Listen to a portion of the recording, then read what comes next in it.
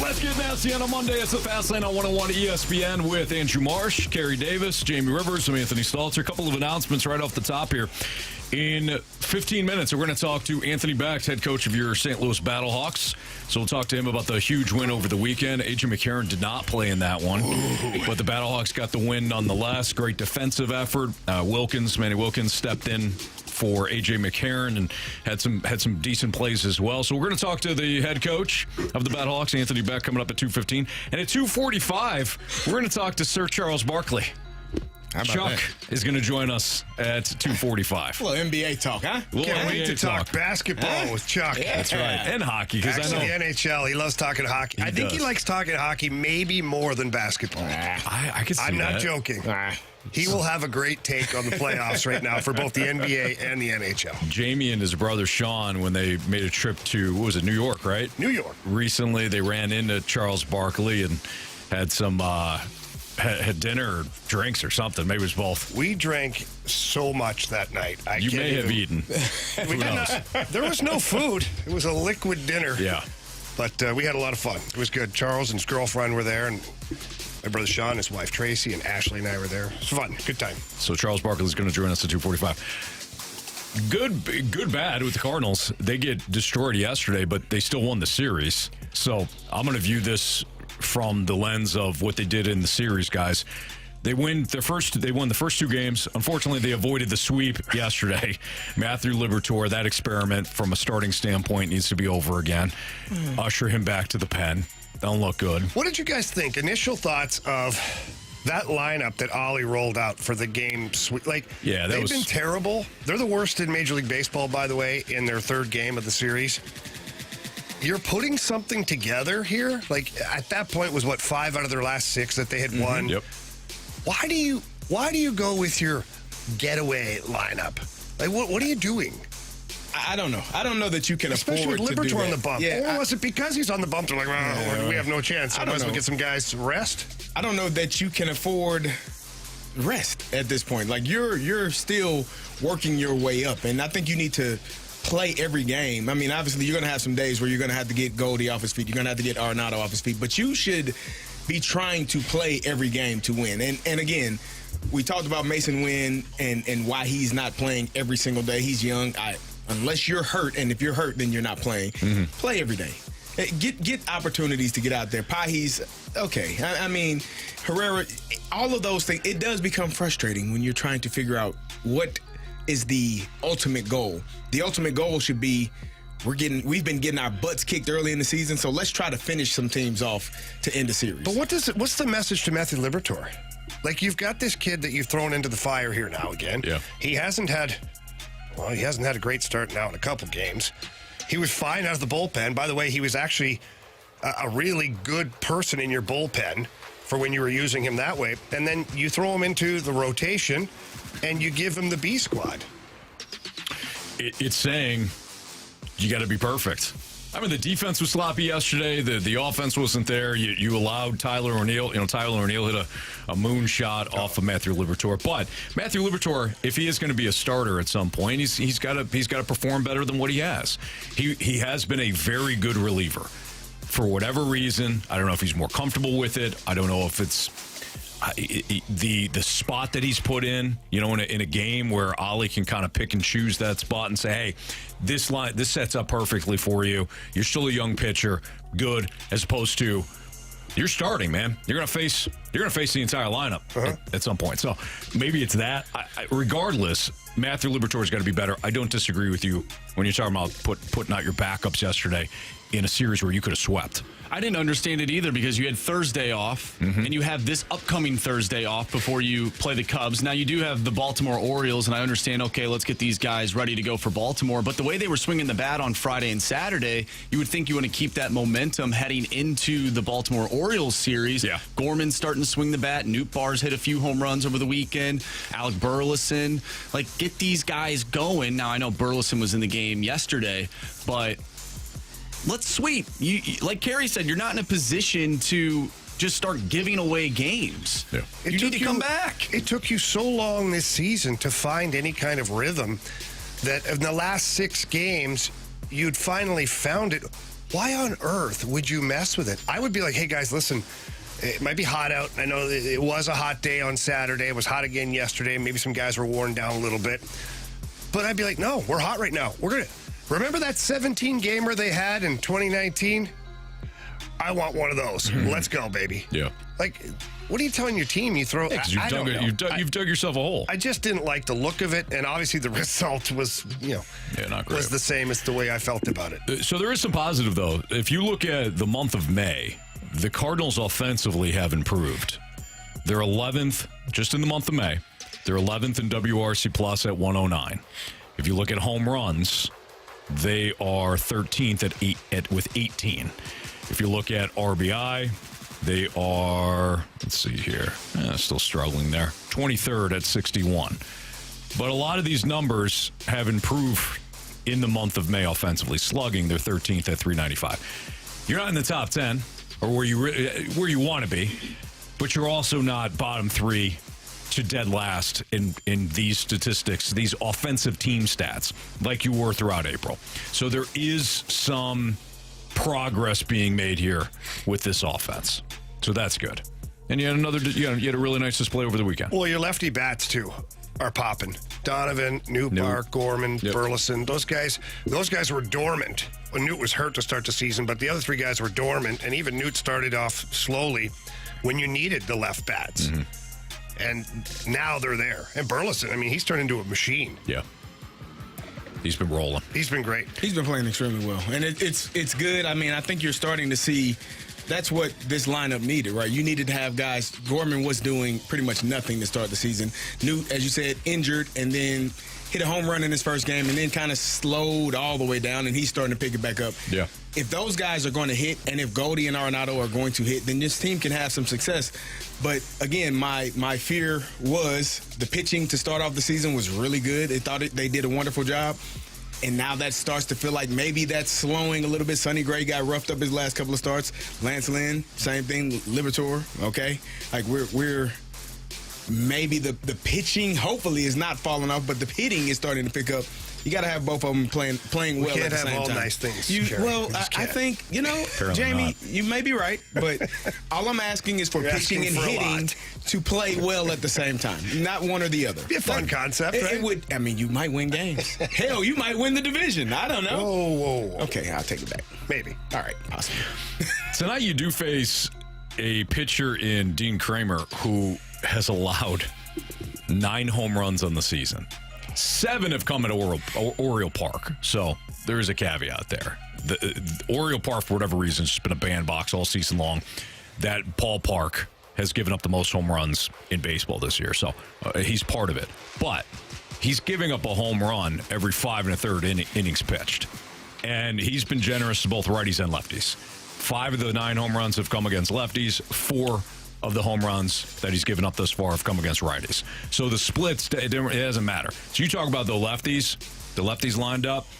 Apparently the lineup's out. We're going to have to avoid it until the bottom of the hour because we do have Anthony Becht coming up. But I wouldn't be shocked to see just a ton of lefties in tonight's order, especially guys that can drive the ball out of the park. Burleson, Gorman, Newt, like you said, is starting to heat up from a power standpoint because Kramer's a righty, and I imagine Ollie's going to try to play the power game tonight against Kramer.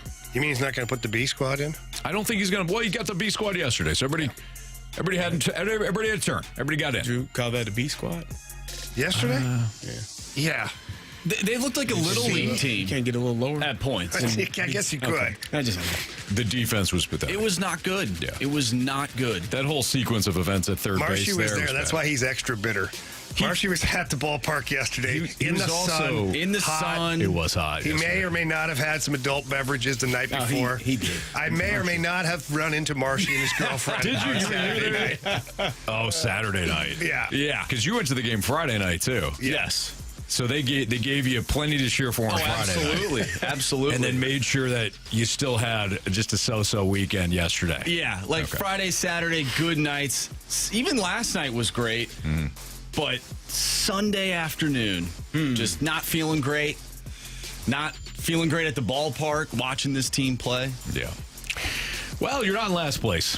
That's That's a positive. Okay. 20-26 on the season. You're only 7 games out, Carey. The Cincinnati Reds now have the worst winning percentage. Good for Anthony, us. you know how the Cardinals are when they face a young pitcher or a no-name pitcher. Yeah, they don't know. Yeah. Well, the text line just came up and said, all right, so he's going to throw a perfect game then. He might. Yeah, he might.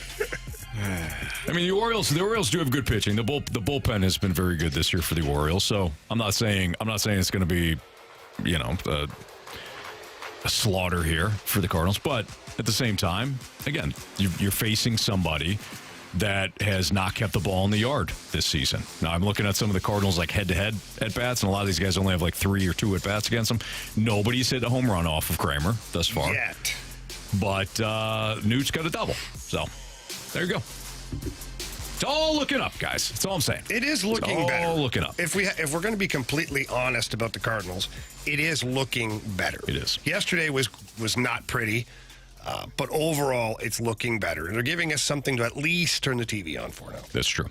2:12, your time check brought to you by Clarkson Jewelers, an officially licensed Rolex jeweler. Anthony Becht, St. Louis Battlehawks head coach, will join us next. We'll talk to him about the conference championship game that they're going to play, and they still got 2 more weeks left. Playoffs, but the Battlehawks looking great thus far, so we'll talk to you. Coach Becht next on 101 ESPN.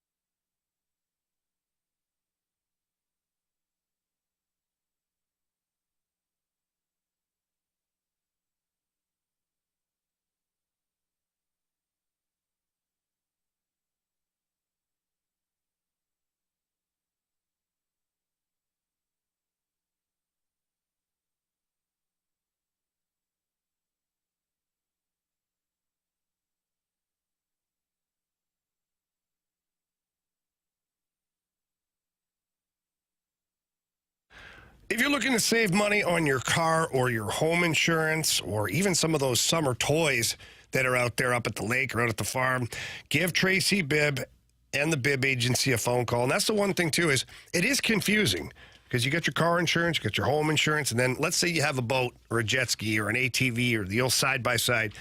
Sometimes you don't know exactly how to insure those properly. Maybe you're not insuring it with the proper coverage. You think you're getting a deal, but you're looking to run into some trouble because you're not covered properly. Give Tracy Bibb and the Bibb Agency a call. They're going to do a great job of explaining all of that to you. And the best part about it is they're not some 1-800 number that just treats you like anybody who's calling. No. You end up being part of the Bibb family, and they take great care of you. And if you have any questions at all, they answer them. If you need your insurance card or your policy, they'll email it to you as fast as they possibly can. They remember who you are, and they always want to make sure that you're taken care of properly. And all you have to do for that kind of service and a free non-committal quote is give Tracy Bibb a call at 314-328-4260. That's 314-328-4260. It's no fib. You're in good hands with Tracy Bibb.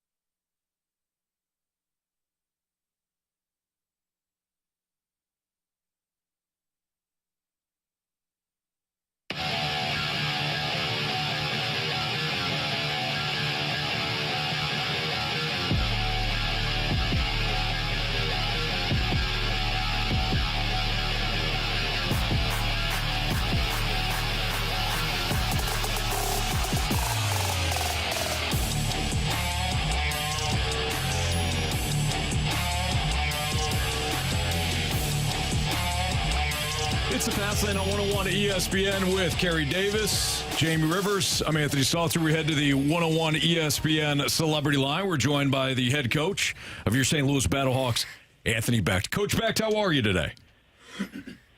I'm outstanding, guys. Great to be on. It's our pleasure to have you on our show again. We actually chatted with you for the Battlehawks kind of town event there down at Ballpark Village, and we know how excited you were to start the season. Now that we're rolling, first of all, congratulations on the success that you had. That must have been as a coach, that must have been a proud situation to see your backup quarterback step in and your defense play as well as it did at the Battle Dome over the weekend. No doubt. It's really a culmination of just 2 seasons. This last year being my first year as a head coach, it wasn't just enough to get the opportunity. I wanted to win. I wanted to do it right. I wanted to help get a team together that the city, can be proud of. And, not only did we have success last year, this year we're able to add some really good pieces, beat our nemesis and sweep them and the defenders this year.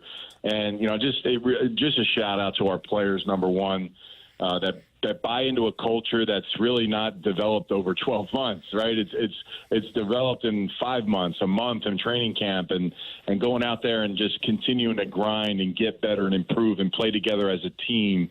I think that's the biggest aspect, because you look at our roster for the fans that know us from last year, we have a lot of good players on our team that demand attention just because they're good at what they do. But guys being selfless across the way this year to make our team better and now clinching the playoff spot is really phenomenal feeling. So, really happy for our coaching staff as well, and our fans. Our fans deserve it. It's since day one, guys. I've been like, come to the game, be there, show up. I'll put a product you can be proud of. Well, I knew they were going to come. Hopefully, they're coming more now because the product is really good, and now you have a playoff team, which is, it's just incredible to offer that to the fan base. Coach, how great was it clinching that playoff spot right here at the Battle Dome? I know my daughter was at the game with her boyfriend. They said it was just electric there. But for you guys, the coaching staff and the players, that's a bit of a reward for you guys, too, to be able to do that here at home. It was great. I love our schedule that every other week we're at home. It worked out that way. It's great to hear your daughter or boyfriend. It is a great experience. I hear all the time people on social media after the game, and I see these comments. People are like, "It's my first week at a game. It was freaking awesome. This is great. It was a great experience." Like, that's what I want to hear, because it ultimately, guys, comes down to can you have fun at an event? Is it great to be at? Is it exciting? The fan base is great. Is the team worth a crap? Can they play ball? Is it exciting? Is there something to actually cheer for? Do we have to get super drink super high to just have an excitement? No, you don't. That's a big deal. So, yeah, right. It's just like, to me, winning matters. Every professional team, if you're not winning, you're going to get scrutinized. So, the flair of just being the football team is great, but people want, professional teams in their cities to win games as well. So that's the goal. We try hard. It's not easy every week to do it. Carey, as much as anybody, it's hard to win football games, man, especially like when you're kind of the team that is really good. People want to beat you. They give you your best, right? So, like, to overcome that with Manny last week, backup quarterback, guys stepping up, all the phases coming together, it really does speak volumes about our players and how well they're playing. Well, Anthony, congrats so far on the season. I do want to talk to you about Manny Wilkins, the backup quarterback, A.J. McCarron down, out with an ankle injury, and Manny comes in and is a guy, I think he hasn't started a game in 6 years is what they said on the broadcast, but he comes in and leads your team in rushing. He's able to move the ball, extend some plays with his legs. What did you see from him leading up to this game, and what did you see during the game that really made you believe this kid could do some great things for you all? Yeah, well, I didn't think the moment was big for him. I know we stay 6 years, but, 18, he was the starter at ASU. 19, he was in training camp with the Green Bay Packers, so he knows the familiarity of the system. And then last year, bringing him in, being 3 years removed, he was in a similar system that gave him a chance to be successful. So last year he's here, being the third guy, learning, growing, and then, bam, now you get your chance. You're the backup now. And I think, the obvious difference for him is his legs, right? We look at quarterbacks in our league, Adrian Martinez with Birmingham, Jordan Ta'amu, like these guys are a presence with their legs, and it hurts teams. It's nice to actually see us do it to others. Now I'll give AJ credit. AJ's been incredibly mobile, really in the pocket as well, and really added that feature to his game, which really has helped us offensively. But Manny was great. He made some really key completions. He made some great plays with his legs, especially on a fourth down. Love to see him kind of stay away from the hits the best as possible, but, he's a competitor. But, yeah, he did a really good job. And really other guys stepping up their game, offensive line, running backs. Wayne Gallman had a great game. Jacob played well. Guys on defense just stepping up, getting a couple turnovers. You know how it is, man. Like, it's not just that guy that has to play well. It's the people around them got to raise their level as well, and I think that's what you saw in yesterday's game. Yeah, Wayne was a guy that I saw yesterday, had a really good game, couple of touchdowns, had a big screen pass that he took for like 30, 40 yards. How do you make sure that those guys, Wayne started the season as the starting running back, and then it seems like Sailors kind of has taken over. How do you keep those guys prepared, and what is the conversation like, when a guy goes from starting to backing up and now it's your turn again?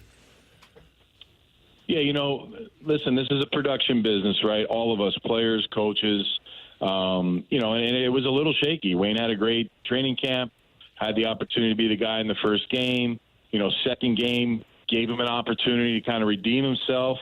And just really didn't get the opportunities. And then Jacob steps in, has a big game, and then Mateo has big games, and all these.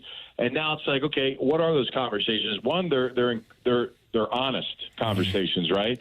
And Wayne was never a guy that says, hey, coach, I deserve to be on. Wayne was like, hey, what can I do better? What can I offer more? And what he's done is he's been one of our key special teams players in between the fact that he's been playing sporadically at running back, waiting for his opportunity. And then, bam, Carey, continues to do his job, his role, doesn't gripe about anything, and now all of a sudden he gets more opportunities yesterday, and he's the guy that we thought he was going to be. So now you're looking at him, Jacob, the combination. Both of them are really good special teams players. I mean, that tackle on the fake punt to come away from the actual attacking part of it and cover that guy, the details of that. Sometimes they're disasters, right? You got to be on it, and he was, man. He didn't flinch, made the tackle. Those are things as coaches, those are the details that really help you win championships or get to the championship. So really happy about where he's at, man. Now he's in a great spot. All the things that we need from him, he's checking all those boxes, and it becomes now like who's in there. They both are dangerous, and that's a good feeling when you're that other guy to know that And I don't know what it's going to look like for him next week. Does he get the same amount of reps? Does he get less? It doesn't matter to Wayne, and I think that's what's best about it. When your number's called and we ask you to step up, you do it. And that's what Wayne did yesterday. Battlehawks head coach Anthony Becht joining us right now on the Fast Lane on 101 ESPN. Coach, I know you're an offensive guy, but that had to be fun to watch. And we love Jordan Ta'amu from his original Battlehawk days, but to watch him get crushed by your defense at the most critical point of the game there. Can you talk about that, the excitement there, but also the maturity and the improvement of your defense? It's seemingly each and every week this defense has really come together. Yeah, they have. I mean, what's been significant is the decrease in mental errors on simple things. Just stuff that and when you're blitzing and the gap control, especially against quarterbacks like Adrian and Jordan, they're so critical. Every single snap you can get slaughtered by the quarterback run, and the intensity, the response from last week's game, they have been really just top notch all season. Donnie and his staff, just the plan has always been great each week, and it's really about these guys going out and selling out and buying in and being right, being in the spot they need to be. If they're just aligned right and they're in the right spot, at that point now they got to be a producer, right? They got to go out and make the tackle, they got to knock the ball out, they got to make the pick, got to get the sack. That's what football's about. If we can get them in the right spot, now ultimately it's their platform at that point to actually produce and be good in the moment. We preach a lot about that. Hey, just get where you need to be, and at that point, now you got to go do it. So, that's the biggest thing, though, sometimes is the alignment and where you're supposed to be. And, when that thing's at a high level, our defense is different. I mean, they're pass rushers, the defensive line has been fantastic. Our edge rushers, Willie, Mike Rose on the field, and Willie at the same time that's a really good combination. So just really proud all the way around of guys, the way they play, man. And, when you play a game at 11 o'clock, Carey, I don't think we've ever done that. That's early, man. when I woke up for breakfast at 6:30, I'm like, damn, like I don't know if I'm going to have juice today, but you find a way, man. It's just gotta through it. Got to get you got to get that buzz, man. And those guys came out bouncing around. I love that. So we got another 11 o'clock game this week, and it's going to be vitally important to do the same thing. Well, Coach, first and foremost, congratulations on all the success. But second of all, thank you for giving us a product here in St. Louis that we absolutely love to watch. And we can't wait for the next couple of weeks and then for you guys to get started in the playoffs. Thanks for joining us today. Yeah, I appreciate it. I just want to tell the fans, once again, just thank you. And when you show up, that's a great quality. And I can't wait to see what the playoffs look like, man. Can we sell this place out? Can it be a difference maker? Can the city rise up and give us 2 big weekends? It's going to be awesome, man. I can't wait to see it. Well, I think it's going to be sold out. Now, I'm going to hold you to this, though. We asked you that one, the town hall event, if we could get – when you guys are in the championship, we need to be on the sidelines with you, all right?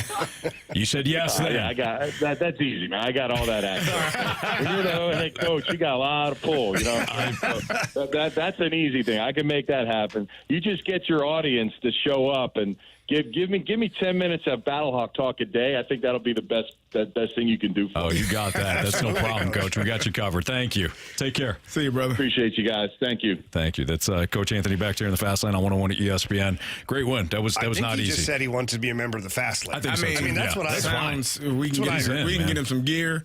He can represent us. We'll represent him. Would you like the jersey trade? Yeah. Fast Lane T-shirt or Battlehawks T-shirt. We'll give him the Be Patient T-shirt. That's right. You'd love that one. Yep. Anybody else think when he was talking about, fans just want a winner. They just, they want something they could be proud of. Anybody think that? You know what? They had over 30,000 at 11 a.m. Yeah, it's awesome. Lineup game next on 101 ESPN.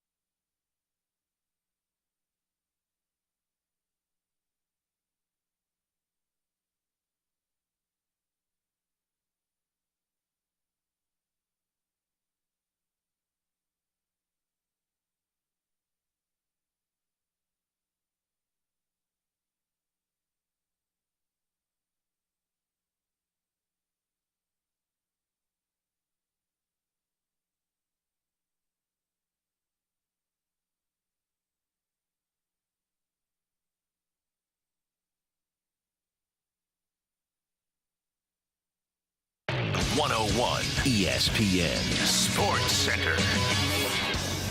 I'm Andrew Marsh. It's time for a Sports Center update driven by Johnny Londoff Chevrolet and Johnny Londoff Autoplex. You just heard from head coach of your St. Louis Battlehawks, Anthony Becht. The Battlehawks clinch a playoff spot as they defeated the DC Defenders 26-21. Also, over the weekend, the Cards took 2 of 3 against the Boston Red Sox. They'll take on the Baltimore Orioles tonight. Sonny Gray taking the mound. First pitch is at 6:45. We have Charles Barkley joining us at 2:45. But coming up next, we have the lineup game. I'm Andrew Marsh, and this Sports Center update is driven by Johnny Londoff Chevrolet and Johnny Londoff Autoplex. See them at londoff.com. Chevy, together we drive. Are you kidding me?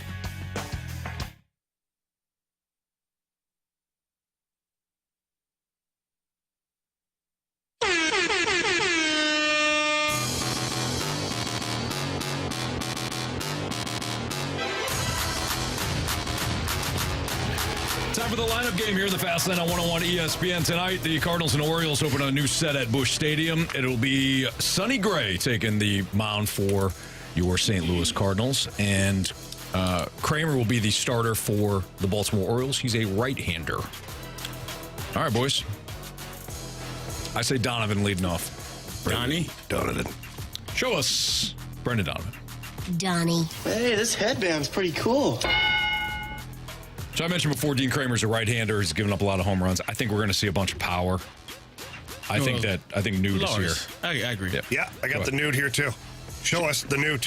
What makes you think she's a witch? Well, she turned me into a newt. A newt. Got better. Arl Chuck. Yeah. Oh, yeah. Show us Paul Goldschmidt. Gold! Rich with gold! Gold! Anthony? Show us. No. He's a Gold Glove winner and perennial All-Star. Oh, listen to Mr. Gold Glove over here. Come on. All right, this, I'm thinking Burleson. I agree. Oh, I think so for sure, yeah. Yeah. Why don't you go ahead and show us Alec Burleson, please? You know, kind of closed my eyes and swung at it and did what I wanted to do. Burley to the rescue! All right, is this Herrera here now? He's hit safely in what, like 11 games or not? I don't know. He was 9 games, yeah. So I got carried away, Anthony. I was excited. He will hit in 12 or 11 or whatever. You think it's here in the 6 hole? I do, yeah. Show us Herrera. I'm just going to say this right now. I think Ivan Herrera is going to hit a home run right here. Oh. Marsh just literally called that at Ballpark Village. Marsh had a vision. Okay. I still think Gorman is somewhere in this lineup. He has to be. I like Gorman here. But he's absolutely mashing it right now. Yep. So I think personally going to go Paul Gorman, Wynn, Siani. Okay. That's my thoughts. Go ahead, Carey. Yeah. Show us Nolan Gorman. Or Paul. Get your fresh organic popcorn. Nice. Get your popcorn ready. This is kind of... we're rolling through. Yeah. Mason Wynn. Show us Mason Wynn. Yeah, baby. I'm watching the Futures game, and this thing's all over Instagram. It's like, this guy threw a ball 100 across the time. That's awesome. But, like, how many throwing errors does he have? Shut up! Go ahead, Jamie. Show us super bad Siani. Michael! Nice. Michael! You're not Michael Phelps. You're Michael Cera. Bam, boys. Wow, run that thing, Marsh. All right, leading off in left field, Brendan Donovan batting second in right field. Lars Taylor Tatsuya Newtbar batting third. First baseman, Paul Goldschmidt. Your cleanup hitter, third baseman. Batting fifth, the DH, Alec Burleson. Batting sixth, the catcher, Ivan Herrera.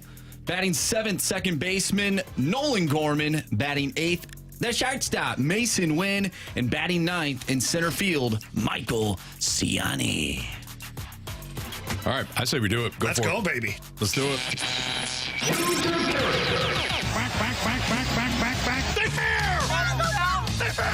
Go Phil! I don't believe what I just saw. Home run. You guys had, somebody had. I had Newt, you had Burleson. Wow, nice job, boys. Do you have updated standings, Marsh? So Newt is a two-pointer, correct? Yes. So Jamie tied me. We have 9. And then Carey had Alec Burleson, who is also a two-pointer. So now Carey is up to 6. And Anthony, I don't think Brendan Donovan hit a home run on Friday. What's Anthony up to? No, he had two doubles. Yeah. Anthony, that doesn't equal 4, okay? So, Anthony, you are still at 0. Wow. I mean, that's a talent within itself. Really is. When Donovan hit that one down the line, I'm like, oh, okay. All right, go ahead, guys. Go ahead, Jamie or Marshy. One of you all. You can go first. Well, thank you, Andrew. I am looking at this lineup, and, man, I just think Alec Burleson runs into another one here. He's just hitting the ball too well. He's hitting line drives that are turning into home runs. I got Burley. All right. I'm taking Paul Goldschmidt tonight. Oh, that's a good call, too. Give me Mason hit one over the weekend, right? Yep. You did, yeah. You're just first. Just first. Give me Mason win to run into another one. All right. Got to catch up. He's a three-pointer. Anthony? I was between Gorman and Newt. I'll take Gorman and then watch as Newt hits one. So give me Nolan Gorman, please. All right. There you go. All right, there's your home run derby. There's your lineup game. Cardinals, Orioles, tonight, 6:45, Busch Stadium, Dean Kramer versus Sonny Gray. We have the one and only Charles Barkley joining us next in the Fast Lane on 101 ESPN.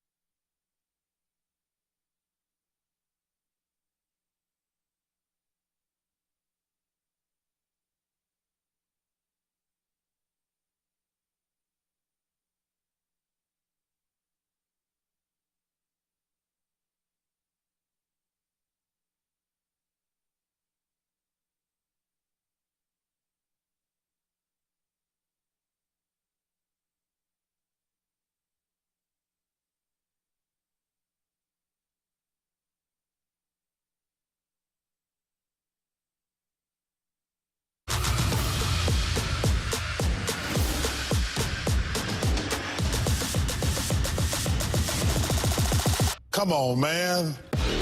It's a fast lane here on 101 ESPN. Carey Davis, former Super Bowl champion, Anthony Stalter, myself, Jamie Rivers. We go to the celebrity line now and welcome in a guy who claims to be the hardest working man in basketball, Charles Barkley. Sir Chuck, how we doing, my friend? Man, I'm doing good. Hey, I'm on the last mile, brother. Life is good. I know. You got a couple of days off here before you got to get back into it? Yeah. We off until Wednesday. And then we're done after the Western Conference Finals. So I don't have anything I got like 8 to 10 more days of work, and then I'm on vacation for the next 4 months. I am pumped. All right, Chuck. Where are you going on vacation right away? Because I know you, and you're going to want to kick back, get those big feet up, and take a load off. No, I just play golf every day. I don't like doing it's stupid to go on vacation because all you're going to do is play golf. Because I play golf. I golf or fish every day for the next 4 months. And I was like, why am I going away wasting money? Because I'm not going to lay in the sun. I'm just going to play golf. So I just play golf every day because I live in Philly during the summer. And we have between Marion, Saucon Valley, Aronimink, Pine Valley, Philadelphia Country Club, we got 4 of the top 20 golf courses in the country in the area. So, I just play golf every day. What do you lie about more, catching a big fish or your golf game? Man, I'm playing great golf right now.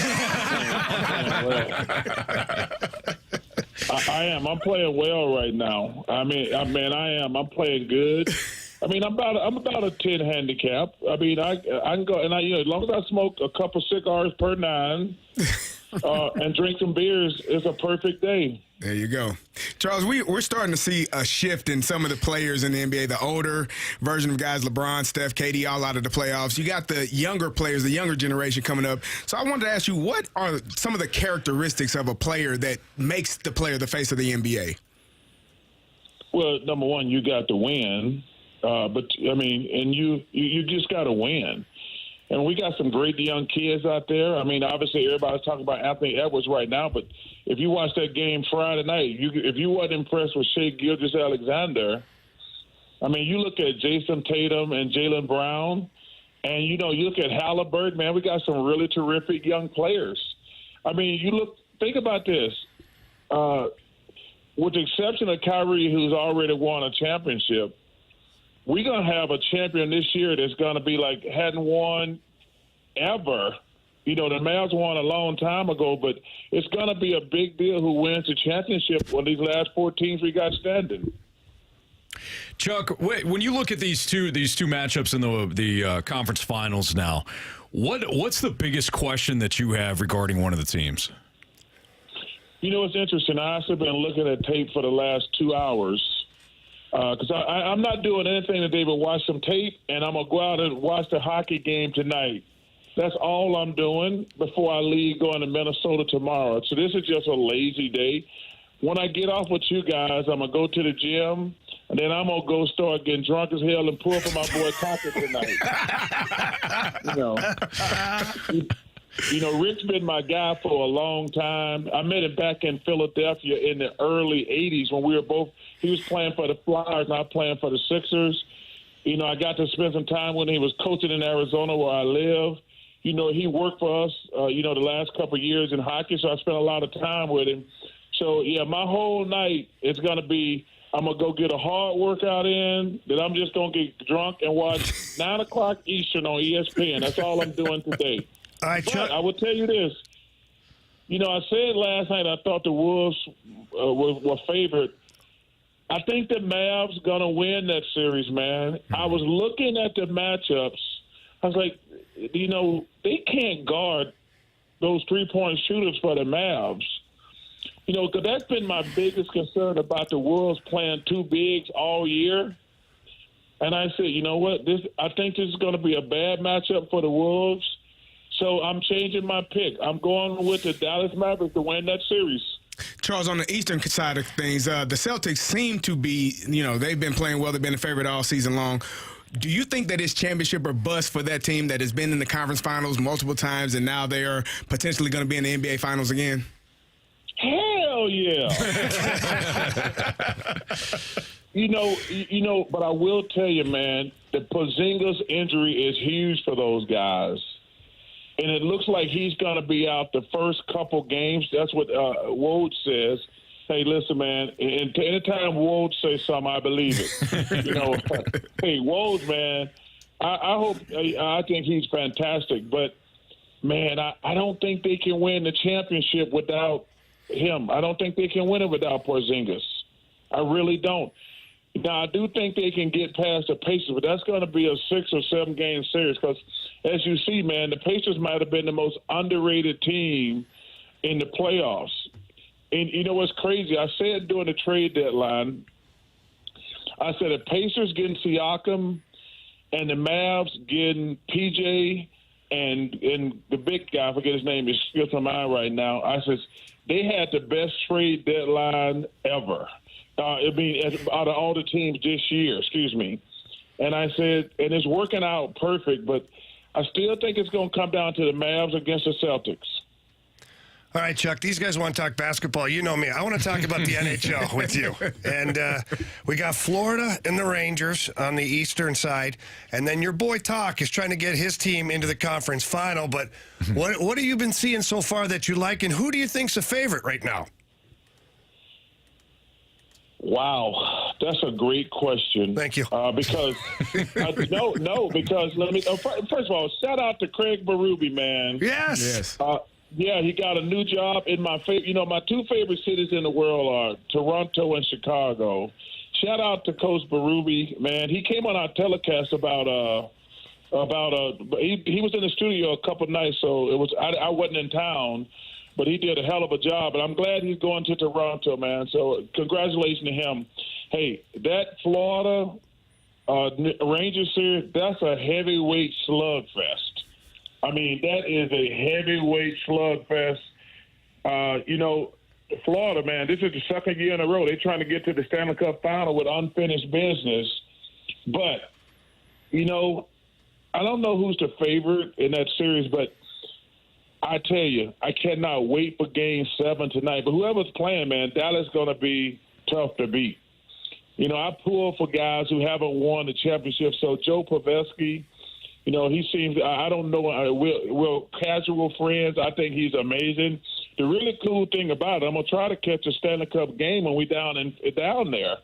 So I got lucky with that aspect. The Dallas is going to be playing in the Stanley Cup Finals. Hopefully, I don't even know the schedule yet.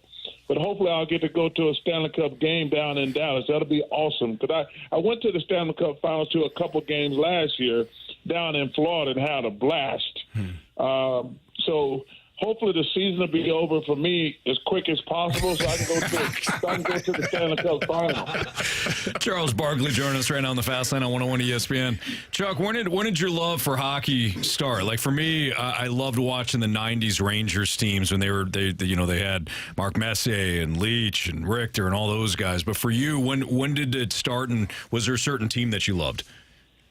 It was crazy. I didn't know anything about hockey, man. I grew up in a small town in Alabama. I didn't know anything about hockey. And then when I got drafted by the 76ers, we shared an arena with the Flyers. And I'm like, man, who's that little dude over there? They're like, he passed away. That's like Kelly Lindbergh. My favorite hockey player of all time, I don't want to make Wayne Gretzky mad, is Ron Hextall. Ron Hextall is my favorite hockey player. I actually in my house got a Ron Hextall jersey up on the wall. There's two jerseys I got in my house: Ron Hextall and Brian Dawkins. Those are the only two jerseys I got in my house in Philadelphia because those are my two favorite players. But it was because of the Flyers, man. Their locker room was right next door to us, and we always played sometimes we played day night double hitters, and they still be there. And I started going to their games, so that's when my love for hockey started. I think, and I'm not trying to piss anybody off who win the championship. I think the Stanley Cup playoffs are the best sports thing going because they don't have no BS like basketball players and football players and baseball players. those guys have a singular goal to win the Stanley Cup. And it's such a pure thing. Like I said, you're always going to have drama in basketball and football and baseball. But those guys in hockey, man, I just admire them because, man, nothing matters but winning the Stanley Cup. There was a guy last year, got like 60 stitches and came back in the game. Can you imagine how long a basketball player would be out if he got 60 stitches? He might not. You talk about coming back the same game. A basketball player, if he got 60 stitches, he might not ever play again if he had a good contract. If he had like a 10-year guaranteed contract for like $20, $30 million a year, he would never play again. I guarantee you that. Well, that brings me to my next question, because Austin Rivers made a claim a couple of weeks ago that 30 NBA players could easily play in the NFL, which I thought was absolutely crazy. What were your thoughts on that? First of all, you are correct. Hey, everybody know my football history. I played one day, and I remember the last thing the coach said to me, "I'll see y'all tomorrow." I was like, "Wait, you think I'm doing this stupid stuff tomorrow?" He says, "What do you mean?" I says, "I just ran full speed into a guy for 2 hours. There's no talent involved in that whatsoever. I'm just in pain." And, when we joked about it later, he says, "I probably shouldn't have put you on the defensive line." I says, "The offensive line, defensive line, those are the two stupidest positions in sports. You just run into full speed to another big dude for like 2 hours on the." I said, "Y'all are crazy." So, listen, it's a total different mentality. First of all, it's an insult to other sports. I mean, you think about I had the honor and the pleasure to go to college with Bo Jackson. And the other guy who's great was Deion. And Deion was a decent baseball player. He's the greatest cornerback ever, probably. But he was just a decent baseball player. And Bo Jackson, if he had he was a good, solid, I think he made one All-Star team. But those are two of the greatest athletes who ever lived. So the notion that they could go out there and be great in other sports, that's stupid. But I also, hey, listen, can we probably find one or two guys? Yeah. But the problem is, I've seen a couple of these guys on TV trying to defend Austin. They're talking about LeBron James was great in high school, and Jalen Suggs was great in high school. I said, yeah, that's why they call it high school. That don't mean you can play in college or the pros. They probably were bigger than all the other kids in high school. Mm-hmm. Obviously, LeBron was, and Jalen was probably more talented than everybody in high school. But that doesn't mean you're going to be more talented than anybody in college or the pros. So I find it's a funny conversation. But, man, listen, football players, we're soft. Are we tough mentally? Yeah, that don't mean you can play football. Hey, Chuck, what did you think about your boy Shaq jumping on the train and now becoming a big hockey fan, going over there, messing with the guys doing the hockey games? Were you happy about that, or were you a little jealous? Well, you know what's funny? Biz calls that dude Shaq Hyman, and I ain't never met a big hockey player. I'm trying to figure. Biz is one of he's awesome on television, but I guarantee you when I meet Mr. Hyman, he's probably going to be like 5'9" at the most. He's like 6'2". Okay, so we call him a backup point guard in the NBA.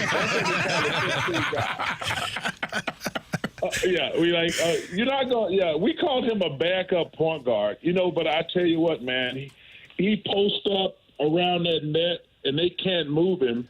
And the reason they can't move him, the rest of them guys out there like 5'9", 5'10". But you know what, that team, man. They were so awesome the other night. I watched that game the other night. I was going back and forth until the Mavs game ended, but it was a hell of a game because, I'm pulling for my boy Tocchet, and, man, they're going to have their hands full. That place is going to be rocking tonight. I wish we were in Dallas tonight. Not Dallas. I wish we were in Vancouver tonight because that place is going to be rocking.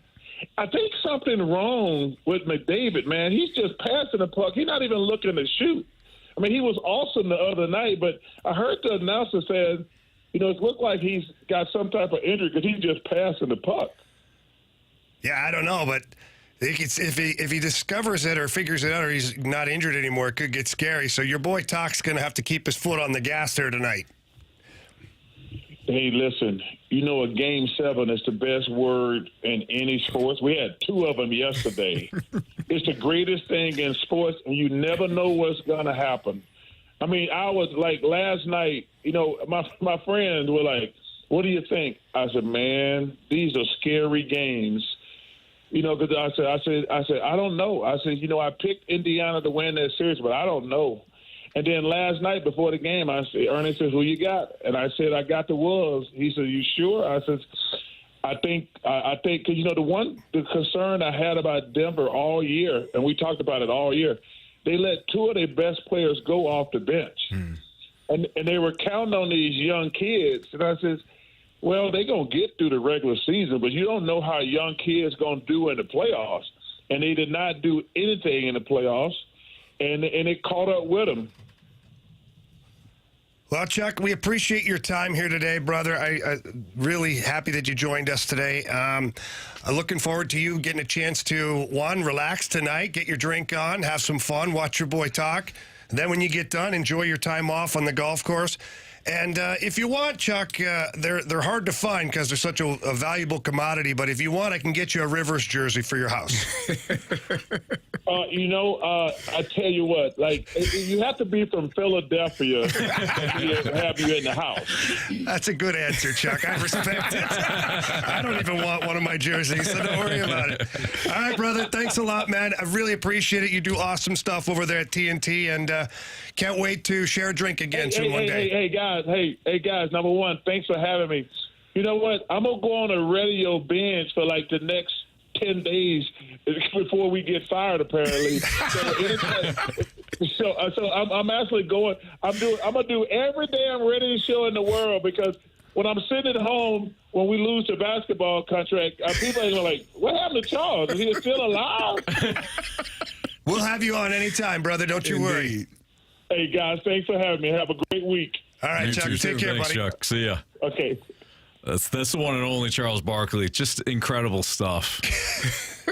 It was awesome. He's a gem. He's incredible, man. Yeah. He's a personality. What's funny about Chuck is he's identical. Like you're out, like we're having drinks in New York City. One, he's amazing with people. Mm-hmm. They come up, they see him, like he's a presence. He's a big dude. Now he's not as big as you think. Like, was he 6'7"? I think 6'6", I think. He's big. Don't get me wrong, but it's not like Shaq where you're walking in with this building. Yeah. But people come up and Chuck is quick to grab a picture, this, that, the other, and just kind of keeps talking and telling his stories. He's an amazing dude, man. He's very knowledgeable in a lot of different things, too. Yeah, definitely. Awesome. You could tell. Charles Barkley, great stuff. If you missed the interview, you can always download the podcast after the show. We'll have the full show, the full interview up at the 101ESPN.com website or on the 101 ESPN app. All brought to you by Dobbs Tire and Auto Centers. We got what's trending next in the Fast Lane.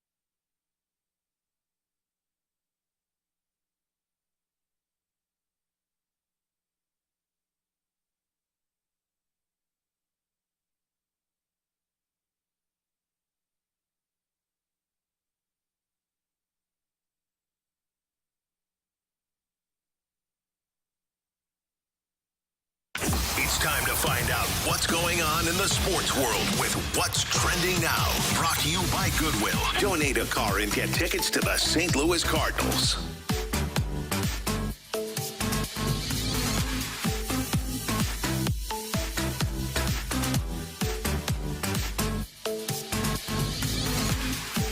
Welcome back to the Fast Lane here on 101 ESPN with Anthony Stalter, Jamie Rivers, and Carey Davis. I'm Andrew Marsh, and it's time for What's Trending. Fellas, we got to get into the City Connect jerseys. They somewhat leaked over the weekend, but they officially dropped today. What are your thoughts? I think there's a lot of mixed reviews from people in St. Louis and just general Cards fans. Here's something I love. I love the red. I do. I remember way back when the Cardinals used to wear the red. I think it's awesome. The color scheme is awesome. I think that, the Lou, I think that's kind of cool. And the way they tied it in with Nelly and did their whole release video. I actually feel like the Cardinals did a pretty good job of how they built all that up. Yeah. The miss for me, out of the whole thing, the only miss is the block letters on the hat. I'm with you on that. I like the block letters. I like the STL, but it's just so plain. It's like a 4-year-old went and just put like STL. Well, did you want it to match the letters on the jersey? Yeah, like you could have done something where you could have had like the fleur-de-lis on the hat with a little STL mixed in there. Like you could have had something unique.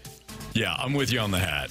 I think it stands out in a bad way. I also think overall, I love the level of detail and thought. Like if you listen to DeWitt talk about how they wanted to make sure they included the Lou, they want to make sure they included the birds on the bat because of the history of it with Branch Rickey, the arch, of course, and the fleur-de-lis, like you're talking about. A lot of detail and thought went into it. Okay, I also think it is a St. Louis Cardinal City Connect jersey to a T. It is safe. It is basic. It is. What else would you like them to do, Anthony? For you, how could you make that edgy? What would you have done? I don't think we see the birds on the bat all the time. Yeah. I think going in a different direction for just a short period of time. It's an alternate jersey. You're not changing everything. You're not spitting on the history of it all. I think going away from the birds on the bat for a half a second would be just fine for this purpose. Because here's the thing. I look at the hat, the block letters, dumb, and I look at the birds on the bat, and I think, oh, it's kind of similar. I know it says the Lou. I get it. It's way different. It says the Lou, not Cardinals. I think it's very safe. I think it's the safest jersey you'll ever see. It's very risk averse. From a very safe organization. So the block letters are actually the typography, the font that they used to have before they introduced the birds on the bat. Sure. So I could see that if you kept the block letters up on the hat and you went back to what that was before the birds on the bat. I don't mind the hat. It is different. Now, I understand why people don't like it. And there's a lot of people that think it looks too similar to the spring training jerseys, which I completely agree. I agree with that too. I think when you see when you see the picture just for what it is, it looks kind of basic. But when you see more of a close up, you see the river pinstripes. I don't mind that at all. And plus, when you compare them to some of the other City Connect jerseys, I think they look better than half the league. The other City Connect jerseys suck. Some of them are so. The White Sox one I think is awesome. But Marshy's so right. Some of the City Connect jerseys are so out there that you're like, oh, I would never buy that. I would never wear it. I don't even like my team wearing it. They go so far overboard. Yeah. So yes, was this a little bit of a safe play by the Cardinals? Yes, but it wasn't so outlandish. I think, to your point, Anthony, the birds on the bat. When you said that you wanted them to go in, it's a brand, right? It made me think of Denzel Washington in American Gangster when he was trying to tell them about the brand, the name brand. This is what we do. This is who we are. So you don't go away from that. You stick to what you know, and I like the jerseys. I think they're really dope. The Lou, you're representing St. Louis. You got, as you said, the arch on it with Nelly. You bring Nelly to be part of the presentation and the video. I thought it was really good. I thought it was done well. I don't really mind the hats either, the stitching on those, the letters. It didn't bother me. I just like the jerseys. I think the jerseys are really dope. The all red and then the gold accents. I think that really makes it stand out. And again, you're going to have the birds on the back because you're the damn St. Louis Cardinals, Hey, I agree. It's a standard. It is a name brand. I like the red because Cardinals jersey. are red, Anthony. Yeah, there very you true. go. Yeah. I mean, the male Cardinals are. Yes. The male Cardinals are more colorful than the females. Female, red, and a little brown. A little bit of brown, yeah. They're more plain. I didn't know that. Yeah, it's because for when they mate, the males have to look a certain way for the females to go along with it. Okay. That's why, like, most of the bird world, like even ducks, you get the ducks like the shiny, beautiful colors. Well, those are the male. Okay. And the female ducks are the brown ones. Sure. Yeah. Because they want to choose a... Well, it's just like society. The women don't have to try. You know, the men are going to be there anyways. Well... Yeah. We are the ones that have to get all spiffy up. Yeah, we got to look our best. Yeah. Do you guys like the river pinstripes, though? Sure. He doesn't like anything. No, it's You know fine. what? It's fine. It's fast lane We had fine. a great It's fine. first hour, and this guy's already like Debbie Downer. I'm sorry. I thought we were all sharing our opinions. Guy gets a new haircut, thinks he can say whatever he wants. I just saw it, 4 hours, we're all Looking like sharing our Fonzie opinions. over there. I forgot. You guys are right. It's your show. It's a great looking uniform. One of the best I've ever seen. Honestly, it could be worse. White Sox looks like old school gangster. Love it. With the pinstripe, the black, and Of that's course, a Chicago Cardinals. thing. Yeah, he's from Cardinals. Chicago. Oh, Well, we're now not I'm sure. from Chicago. He's from the South Side, right? I Is thought that it the was one? San Jose. I don't- South Side. I don't know. South side of San Jose. Yeah, there you go. South side of San Jose. I just learned his favorite New hockey York. team growing up was the Rangers. I enjoyed that team. He's from New York, Marsh. You didn't know that either. He's so confusing. He's all over the place. You New York, Florida. When you're wanted, you have to move a lot. You have to move a lot. Yeah. Yeah. He claims so many cities. Yeah, he does. Is your name actually Anthony? Who knows? Haven't seen a birth certificate. Exactly. All right, is that it? Yeah. They'll do it? All right, we're done. We're done with your stuff. That's fine. That's And fair. what's trending. Yeah. All right, that's what's trending. You're in the Fast Lane on 101 ESPN 314. Your time check brought to you by Clarkson Jewelers, an official licensed Rolex jeweler. There was a comment. So John Mozeliak sat down with Frank Cusimano and gave, 15, 16-minute interview. And one of the things he said toward the end, and I try to be fair, right, with Mo and everything. You listen, you say, okay, what else is he going to say? But there was something at the end where I go, oh, you don't sound hungry anymore. Oh, yeah. You know what I'm talking about. Oh, yeah. You'll hear the audio next on 101 ESPN.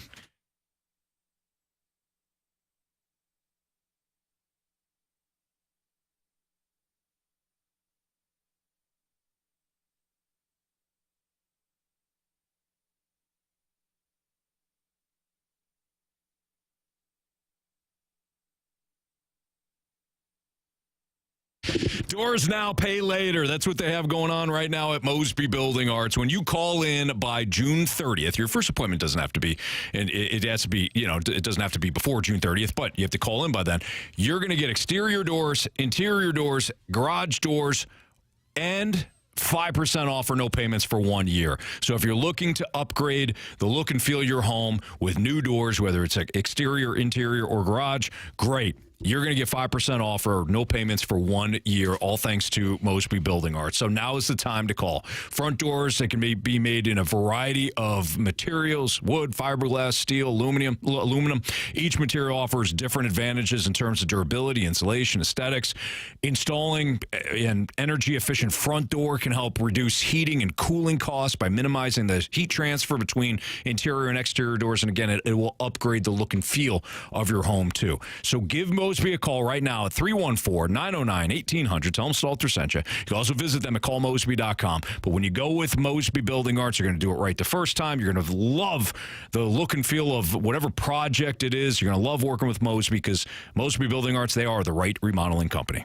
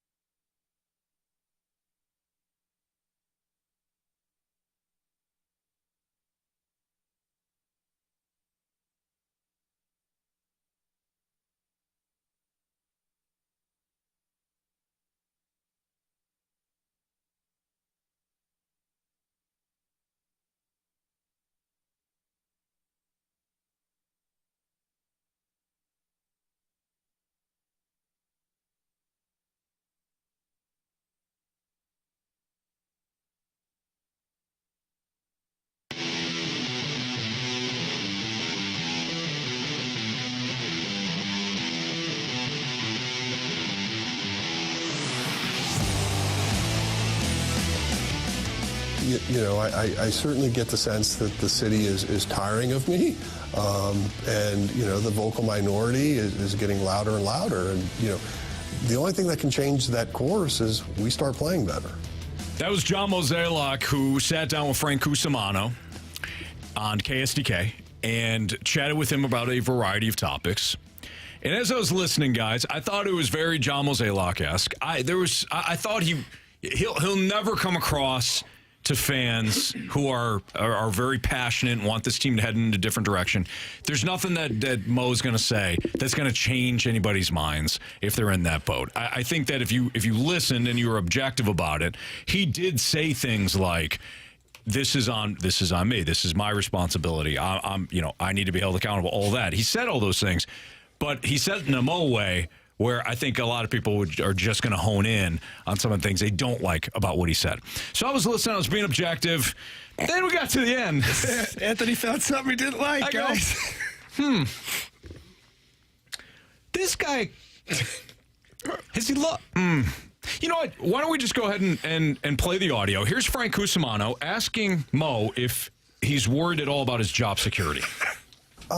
Not in the sense that most people think about it. Like, I certainly understand I'm responsible for this, and I know if it doesn't go right, then I should be held accountable for it. But if I were to never work another day again in baseball, I'll be okay. I'll figure out something to do. Like, it's not where I was 15, 20 years ago, and I would have been fired. It would have been much more devastating. And but I take a lot of pride in what I do and what we try to do here as an organization. And, I hope it doesn't end that way, but I certainly understand it's plausible. So I will, again, in fairness, because I think sometimes I can be a little hard on Mo. I thought the interview, he was very contrite, very honest, very open about, where they were as a team, what needed to be better. Frank gave him an example of some of the younger players not performing well, and he held Goldie, and when I say Mo held Goldie and Arenado, accountable as well, and saying those two also. Not just the younger guys. So I thought the interview in total was really good. I thought he came off really, really well. I thought Frank did a great job. Yeah, I think Frank did a great job as well. That part, he was being honest. Yeah, I'm not. 10, 15 years ago, hell yeah, I'd have been nervous. I wouldn't have had a job. I don't got money. Now, I got enough money. I don't want to. Okay. If you fire me tomorrow, probably be okay if I never worked another day in baseball. He didn't say lose my job. Never work in baseball. Another baseball. He didn't say I would find another baseball. If I never worked in baseball again, what I'm telling you is I've done well. I've invested well. I'm okay, which I don't have a problem with either. He's telling you, at some point we all get fired from our jobs. Or very rare that people get to leave, especially in sports. Very rare that they get to leave on their own accord. So people generally get fired and have to move on. He's letting us know if that happens to me, if I fall to that fate, I'm okay. I don't have a problem with it. Did you guys hear, too, right after Frank asked him that about the job security, he goes, me? Not how you think about it. It was almost like, no. What am I worried about? Right. So I've been doing this for a long time. I'm good. He's being honest. Yes. He is. He's being honest. Carey, you're right. He's being honest. He gave a very honest answer to it. Didn't have a problem with that. The problem is the fan base wants him to be up all night. Why? To be living and dying on every transaction, living and dying like they are on every win and loss. Looking sleep deprived. Yes. But here's the thing. And he's like, I'm good. He's practical. How I looked at it was he was honest. He was so honest. They talked about some of the trades, and he said, the Alcantara and the Gallen trade, those two, that still sits with me. I wish that would have gone differently. He said, but we're still waiting on, some of these other things to come to fruition. Hopefully they do. I didn't have a problem with it, man. I mean, he got an extension last year. He probably felt like he wasn't gonna, when you start thinking about your retirement, man, might as well start to retire. He's probably had that thought in his mind. They gave him an extension. He's like, I got one more year left either way. So if they fire me today, I might get a severance package as I go. So it might even be better. Who knows? So here's where my issue is. One, you're right. He's being honest. He answered the question honestly. He probably should have You want him to lie? A little bit. You want, what I would have liked you to want hear him to stay up all night, have bags under his eyes, I get it. and not ever get sleep. And I think Mo is looking at this team like, hell, I did all I can do. These guys got to play. Well, that's the problem is he did all of this. And so when I listen to John Mozeliak, when he's asked that question, it's okay for him to be honest and say, hey, look, man, I have had a really good run here in baseball, and if my job is taken from me and I never work in baseball again, I'm fine. However, I would be pissed that I left this team in bad shape. I would not be happy. I would rather make sure that the last time I'm in baseball that I was in charge of a winning team. And I'm not going to give up until my contract is over. That's what you want. I mean, what he just listen to what Mo said. Mo said, I take pride in what I do. Kind of what Jamie just said. Okay. But Jamie said it way better. Jamie is saying to me, as a Cardinals fan, this guy's going to do everything possible to get this thing righted so that he can leave the organization in a good spot. Mo kind of said that in the I take pride in it, but also was like, no, I'm not worried about my job security. I'm good. Get out of here. What if he feels like he has done everything? I think then he should quit. Here's my okay. If he's being honest with himself, he should have got up right then and there and said, you know what, Frank? Because that sounded like a man that was like, quit. I'm good either way. I think this is like he's probably just over it. Like over the critiquing, the mirror, people staring at him and trying to, micromanage his decisions every single day. He's probably over that. Sure. And that does come with the job. That's part of the territory. You decided to have this position that comes with the territory. But I think he feels like he's done a good enough job. Then that's a problem. And doesn't understand the scrutiny at times. We can be as frustrated as we want. The players have to play well. You did not think it'd be Jordan nice Walker, if we had another starter in the rotation, wouldn't it? Okay, maybe, yeah. Instead of relying on Steven Matz and Matthew Liberatore? Maybe. That's on Mo. That's not on the players. And so he did that with some of the players, like when they let Tyler O'Neill walk. Okay, we're going to go in a different direction. You can't stay healthy. Maybe he hasn't reached that level with Steven Matz yet, and maybe he's there now. Maybe he wasn't there last year at the end of the season because Steven Matz, he ended on the IL, I think. But he pitched well at one point. Yeah, probably. But I think he just hasn't reached that point with Steven Matz. Maybe he has now. And I'm not defending Mo. I sound like I am clearly defending Mo.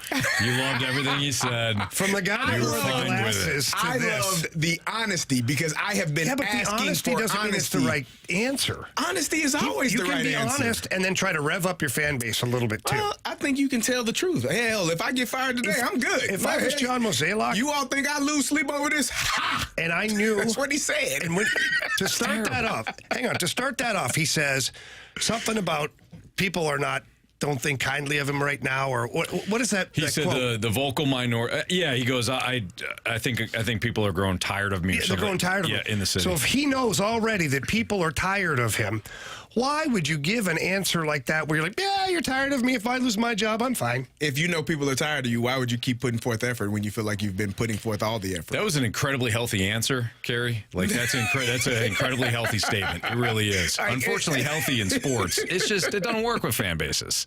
It is. What you just said is incredibly healthy.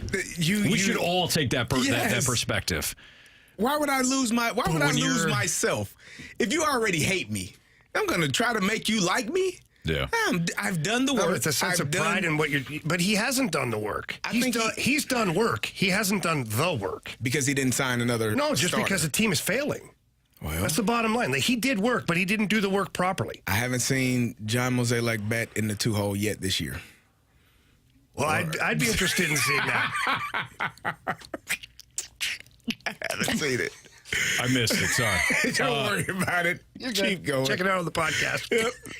Be the Dobbs Tire and Auto Center. Marsh, do you want to queue up what he'd like to take back? Thank you, Marsh. Let's do that. All right. So here's Mo on what he'd like to take back.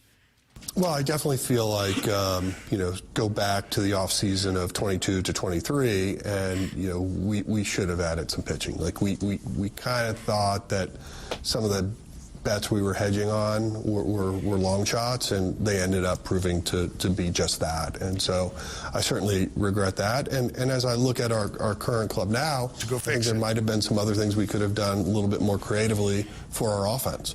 But at the time, we felt like all these guys, what they did last year, we just assumed that they would be taking a step forward this year, and unfortunately that hasn't happened to date.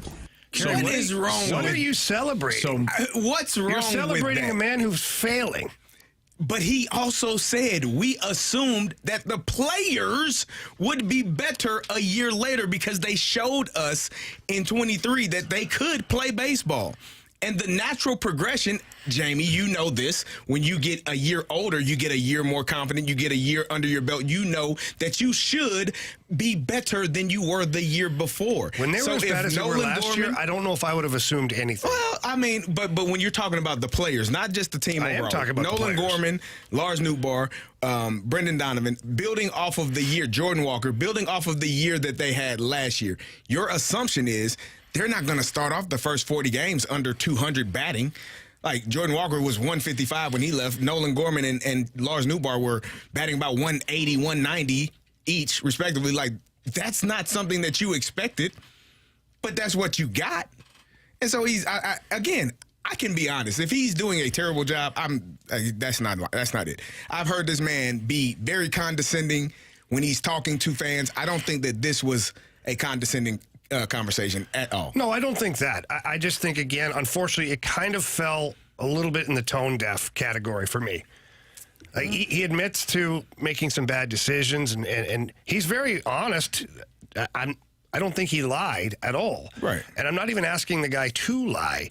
But at this point, like, as a boss of any company, if the company's failing, the boss is honest about it. Does that make you feel warm and fuzzy? You go home to the wife and kids, and you're sitting there, and they're like, yeah, company's in shambles. President talked to us today, and he made some mistakes, but we still, we're going out of business. I'm going to lose my job, or we're failing, right? Or would you rather have the guy say, hey, I've made some mistakes, but here's how we're going to rally. Here's how we're going to try and fix it. Here's what we need to do as an organization. Like, you have to give something. But what is the recourse? What can you do now? There was no rah-rah moment at all. What is this, May 20th? What can you do today? Don't worry about to today. Make it better. Tell me about the trade deadline. Tell me about down the line. Tell me what you need from. That's 2 months away. 2.5 months. Carey, you got to tell me something.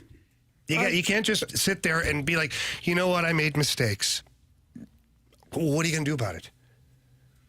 Sorry, I'm a solutions guy, and I can't stand when people just admit that, oh, I screwed up. Well, then how are you going to fix it? He was also asked about what are you going to do at the trade deadline. He spoke and he said no. What he said was, I don't want to talk about that. It's unfair to the guys that are here now, which is if you are a player and we saw that. He was asked about specific players, and he says, I'm going to avoid talking about specific players. We saw that with the Blues up until the trade deadline. When you don't know if you're going to be moving to a different city, you're playing different. You're feeling different. You're not really into the game as much as you probably need to be. Well, I don't care. But that's part of this professional sports thing. You got to harden up a little bit. Come on. And I didn't like the tone of it. I don't care. I'll die on that hill. Well, all right, that's Jamie Rivers. Don't you go dying on us. Carey Davis, Anthony Stalter, it's Fastlane on 101 ESPN. Is the starting rotation issue on Liberatore, Matz, Marmol, front office? That's all next on 101 ESPN.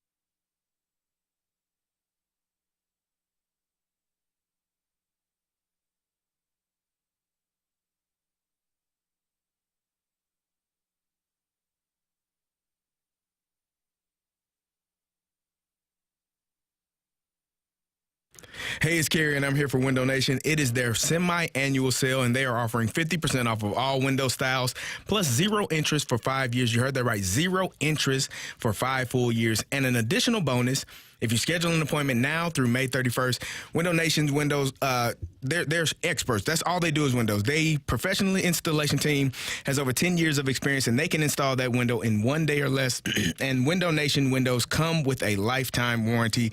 If your old windows leak water, have condensation, are moldy or rotten, get hot to the touch, or you're just tired of paying high utility bills for heating and air conditioning, you can get a free, no obligation quote today from Window Nation and get them in there to talk to you about getting some new windows.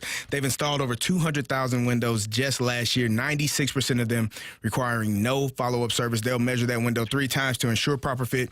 The window comes with a lifetime warranty on the entire window, including glass. All you have to do is reach out to them at 866-90NATION or go online at windownation.com. That's 866-90NATION or visit them at windownation.com.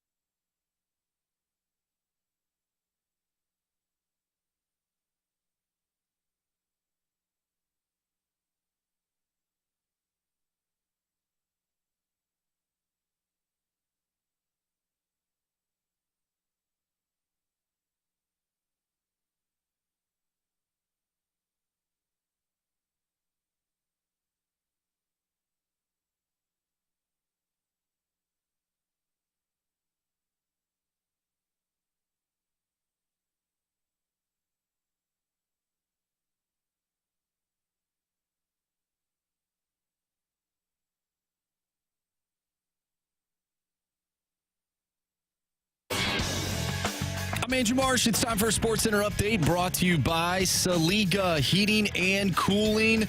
The Cardinals took 2 of 3 against the Boston Red Sox this weekend. They'll take on the Baltimore Orioles tonight with Sonny Gray taking the mound. 6:45 first pitch. The Battlehawks clinched a playoff spot with a win over the DC Defenders, 26-21. We talked earlier with Anthony Becht. If you missed that interview, or if you missed our interview with Charles Barkley of TNT, make sure you go to 101ESPN.com or check out the free 101 mobile app. Just head to the podcast page. You'll find all of our interviews and full shows there. And it's all brought to you by Dobbs Tire and Auto Centers. Also, over the weekend, City SC lost to FC Cincinnati by a final of 3-1. We're going to dive back into your St. Louis Cardinals, talk about Matthew Liberatore, talk about the starting rotation that's coming your way next. I'm Andrew Marsh, and this SportsCenter update is brought to you by Saliga Heating and Cooling, an independent American Standard heating and air conditioning dealer.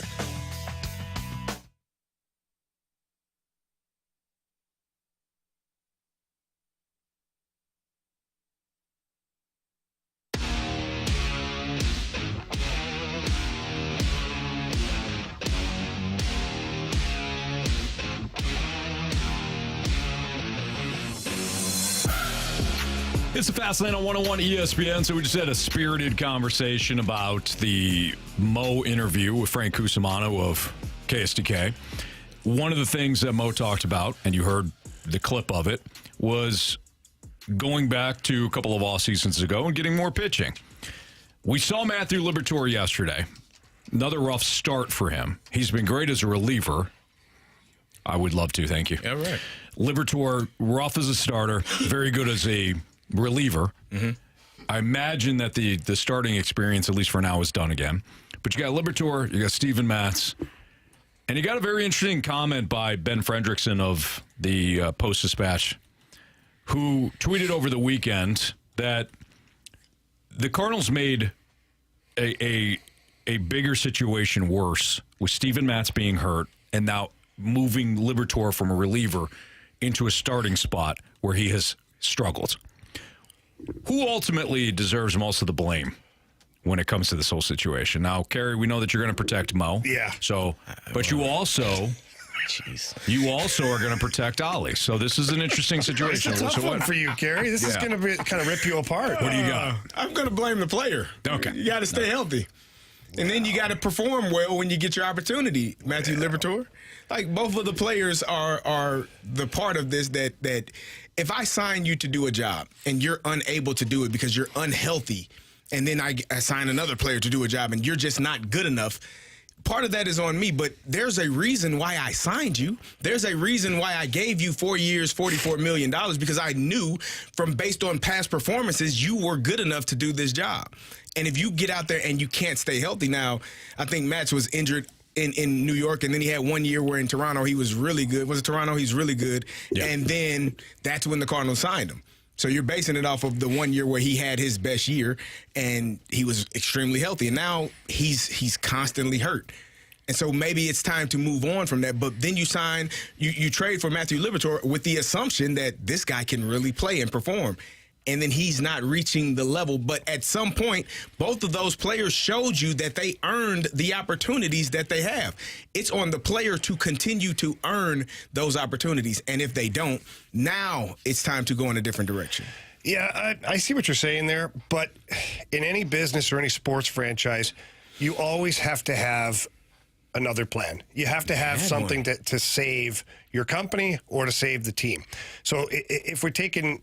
Let's just take football. You're a starting quarterback. Is a starting pitcher in the rotation, I wouldn't say he carries as much weight as a quarterback, but it's a loose comparison. Right. Your starting quarterback who has had a couple of good seasons, but now he's been injured a little bit.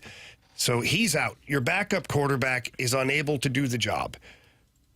What are you doing? You're just like, well, you know what, guys? We're going to throw the season away because the players should be better. He should stay healthy, and he should play better. Sorry, guys, it's on them. I will tell you, if your starting quarterback is hurt and your backup quarterback stinks, you're going to lose. That's why you go out and get a Josh Dobbs. Yeah. Oh, yeah, Josh Dobbs. How'd that work out? Yeah, it worked really well in Atlanta. 4 quarterbacks at one point. My point is, you can't just stand pat and like every fifth day. Every fifth day can't just be a loss. Every fifth day can't be like it was yesterday, where you put the B squad in. Sure it can. No, that's what you want to do. No, I don't think you should. But I see what your point is as well. But you gotta have something. Where do you get it from? Bring it up. How? Well, where? They're in the minors. What if they're not ready? They can't be any worse. Huh? And if they are, guess what? You send them back down. But what if one of those guys, Roberts, what if he comes up and he's throwing grease BBs and you go, holy crap, we got a guy who can throw 3 innings right now in the majors. Liberatore can't pitch against right-handed batting right now. The Red Sox were laughing. They saw Matthew Liberatore and they said, oh, hang on. We're going to put 9 guys who bat right-handed against you.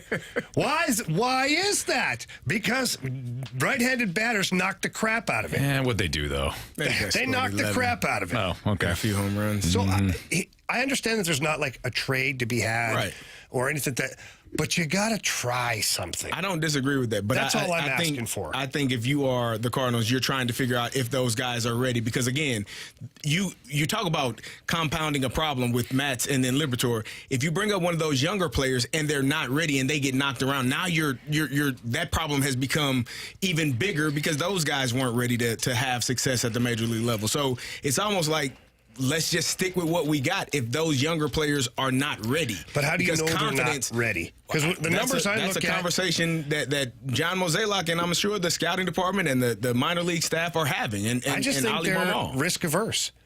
I think it's just another case of it. And I don't I don't understand all the intricacies of like starting the clock on a player and this and that. I would hope that's not where they are with this. It's possible. Yeah. It's in play. I don't know enough about it. But what I do know is that if you're really trying to rectify the problem, like you got to do something different than what you're currently doing, especially when what you're currently doing is not working. It's failing. Mm-hmm. I don't see the risk, all things considered, again, without worrying about the administrative side of it. I don't see the risk in giving one of those young guys an opportunity. Who'd they call up last year? Drew Rom?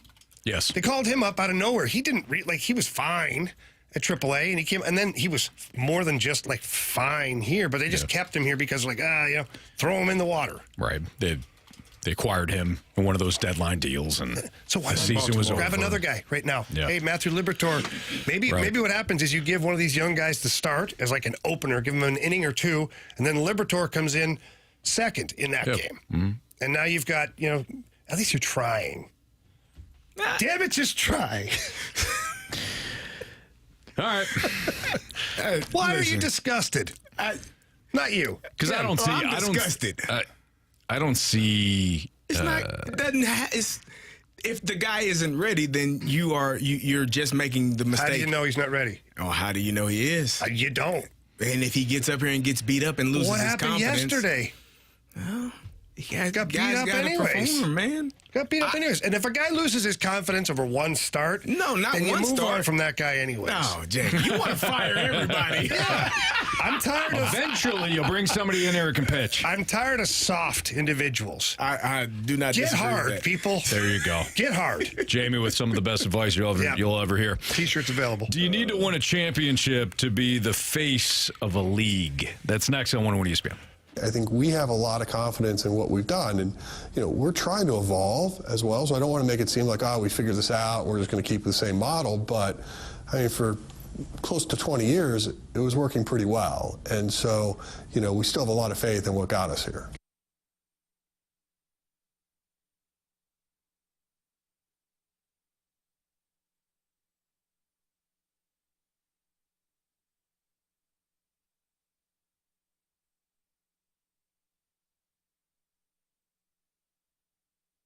Hey, there's still time to head to Herculaneum and check out the great deal that they have going on right now at Auto Centers Nissan, because with the recent hailstorm coming in, they had to mark down a lot of their vehicles. In fact, 500 used cars and 200 new Nissans, all discounted, thousands for immediate sale, all at Auto Centers Nissan Herculaneum. We're talking about discounts of up to $20,000 off retail value. They need to make room to get in new cars following the hailstorm, so they have dramatically and drastically discounted every hailstorm car for immediate sale.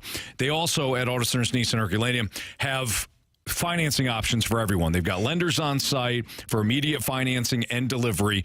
So if you're worried about how you're going to finance a vehicle, maybe you've got shaky credit, it doesn't matter. They will find a way to finance a car for you, whether it's a used vehicle or a new Nissan, and they've got them all there out in Herculaneum. So don't miss the largest sales and discount in Auto Centers Nissan history.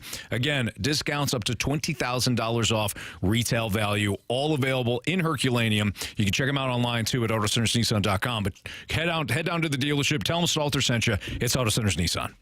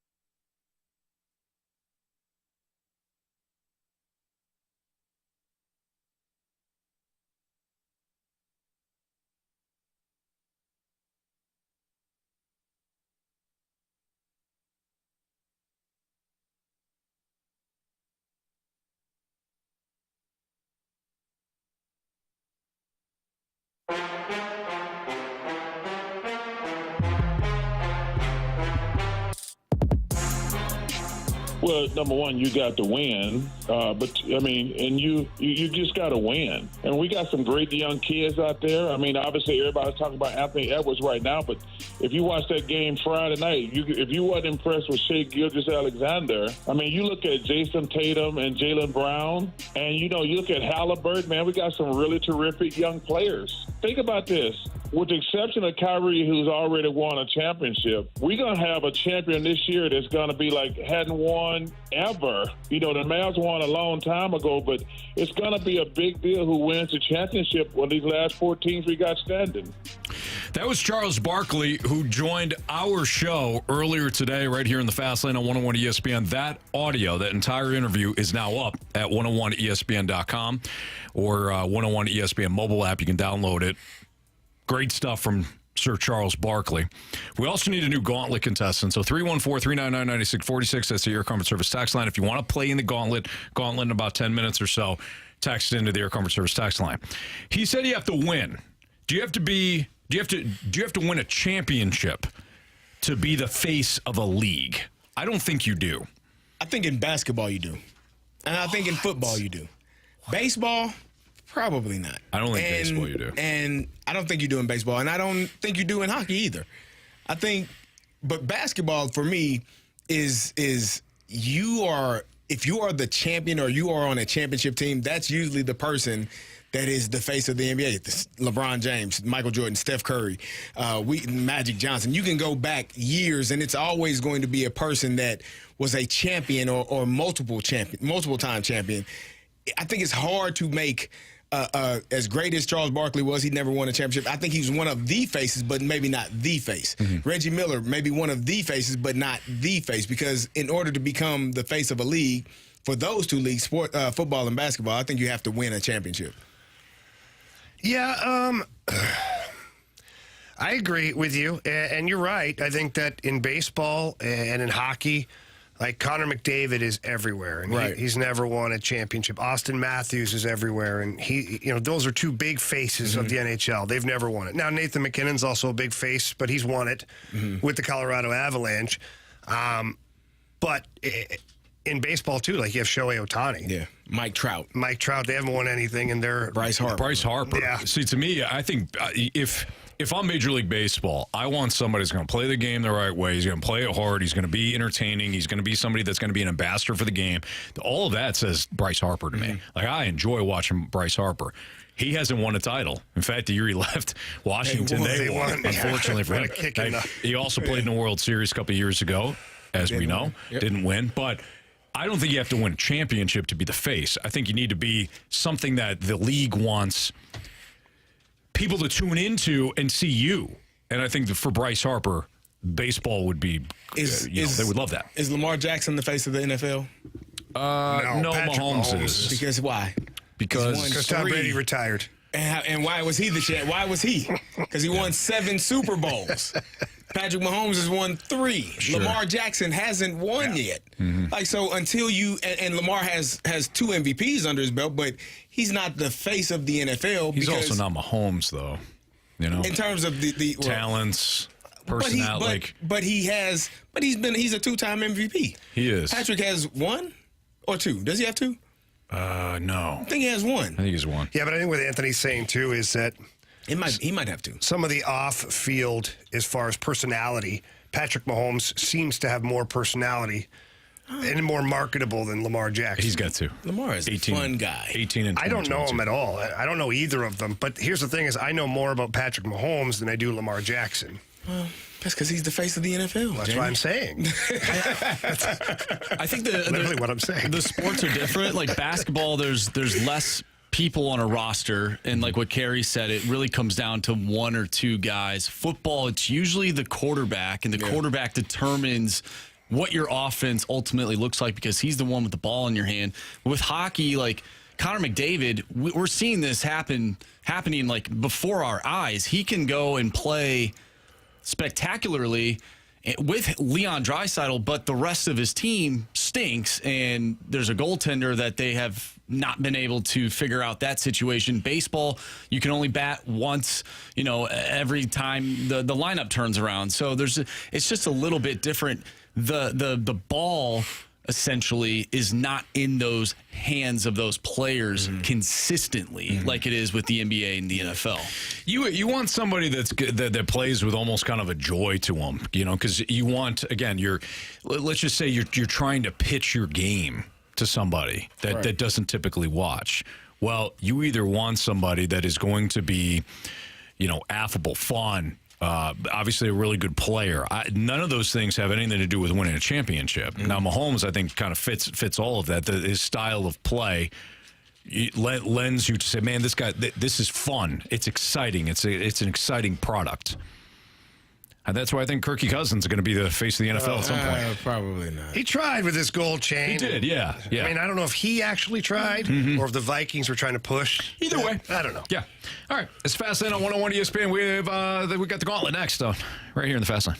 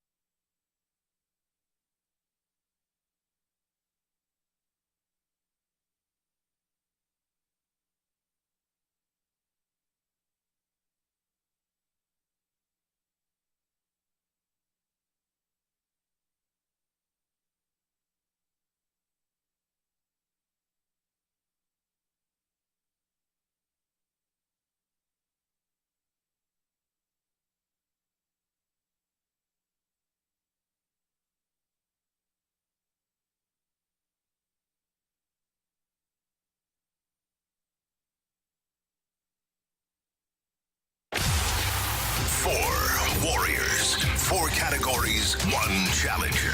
Can you master the Gauntlet? The Gauntlet is powered by Master, your hometown source for business communications for more than 30 years. Visit Mastor.com. 401, your time check, brought to you by Collection Jewelers, an officially licensed Rolex jeweler. Carey Davis, Jamie Rivers, I'm Anthony Stalter, and we welcome in Zach to the Gauntlet. What's up, Zach? Hey, guys. Everything's good. How about yourself? Yeah, things are going well. Just fired up here. All right. Sounds good, man. First time in the Gauntlet? Yes, sir. Well, welcome aboard. Would you like to take on Marsh, Carey, Jamie, or me? Let's do Carey. Carey Davis. All right. Here we go. Good luck, Zach. What's going on, man? All right, so Carey's going to make his way into the cone of silence right now. Zach, go ahead and tell Marsh to spin that wheel. Spin that wheel, Marsh. What are we hoping for, Zach?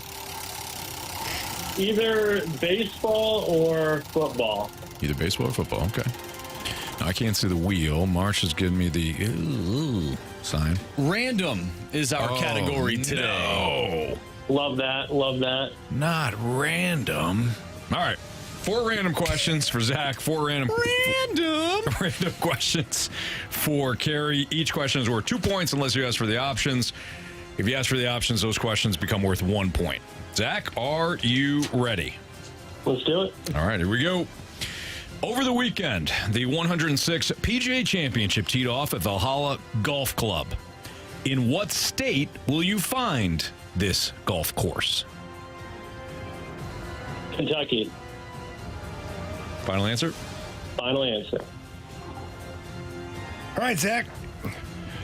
With which holiday is Dick Clark most closely associated?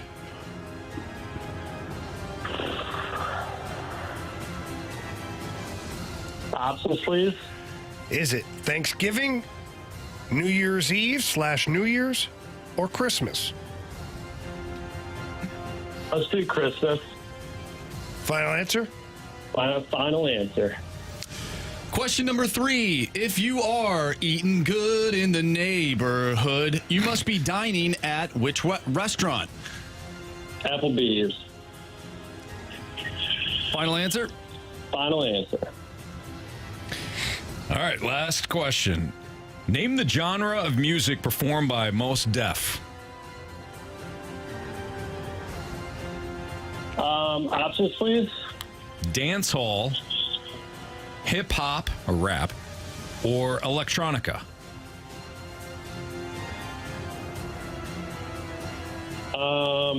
Gosh. Let's do dance hall. Final answer? Final answer. All right, let's bring back Carey. How you feeling, Zach? All right, not great. Okay. Carey's coming in from the cone of silence. He's shaking his head already. That's right. You all right? What's wrong? Oh, that's kind of fast. I just felt like okay. Wasn't much time. It was pretty quick. Usually is not a good sign. Sometimes it is, sometimes it isn't. Either way, Jamie, tell him. Oh, you better pack a lunch. All right. The category today is completely random. Wonderful. You ready? Yep. All right. Question 1. Over the weekend, the 106 PGA Championship teed off at Valhalla Golf Club. In what state will you find this course? Oh, man. Give me the options, please. Kentucky, New York, or Rhode Island? Oh, I didn't know. Kentucky, Rhode Island, or New York? Kentucky, New York, Rhode Island. New York, final answer. I like it's Rhode Island. Question 2. With which holiday is Dick Clark most closely associated?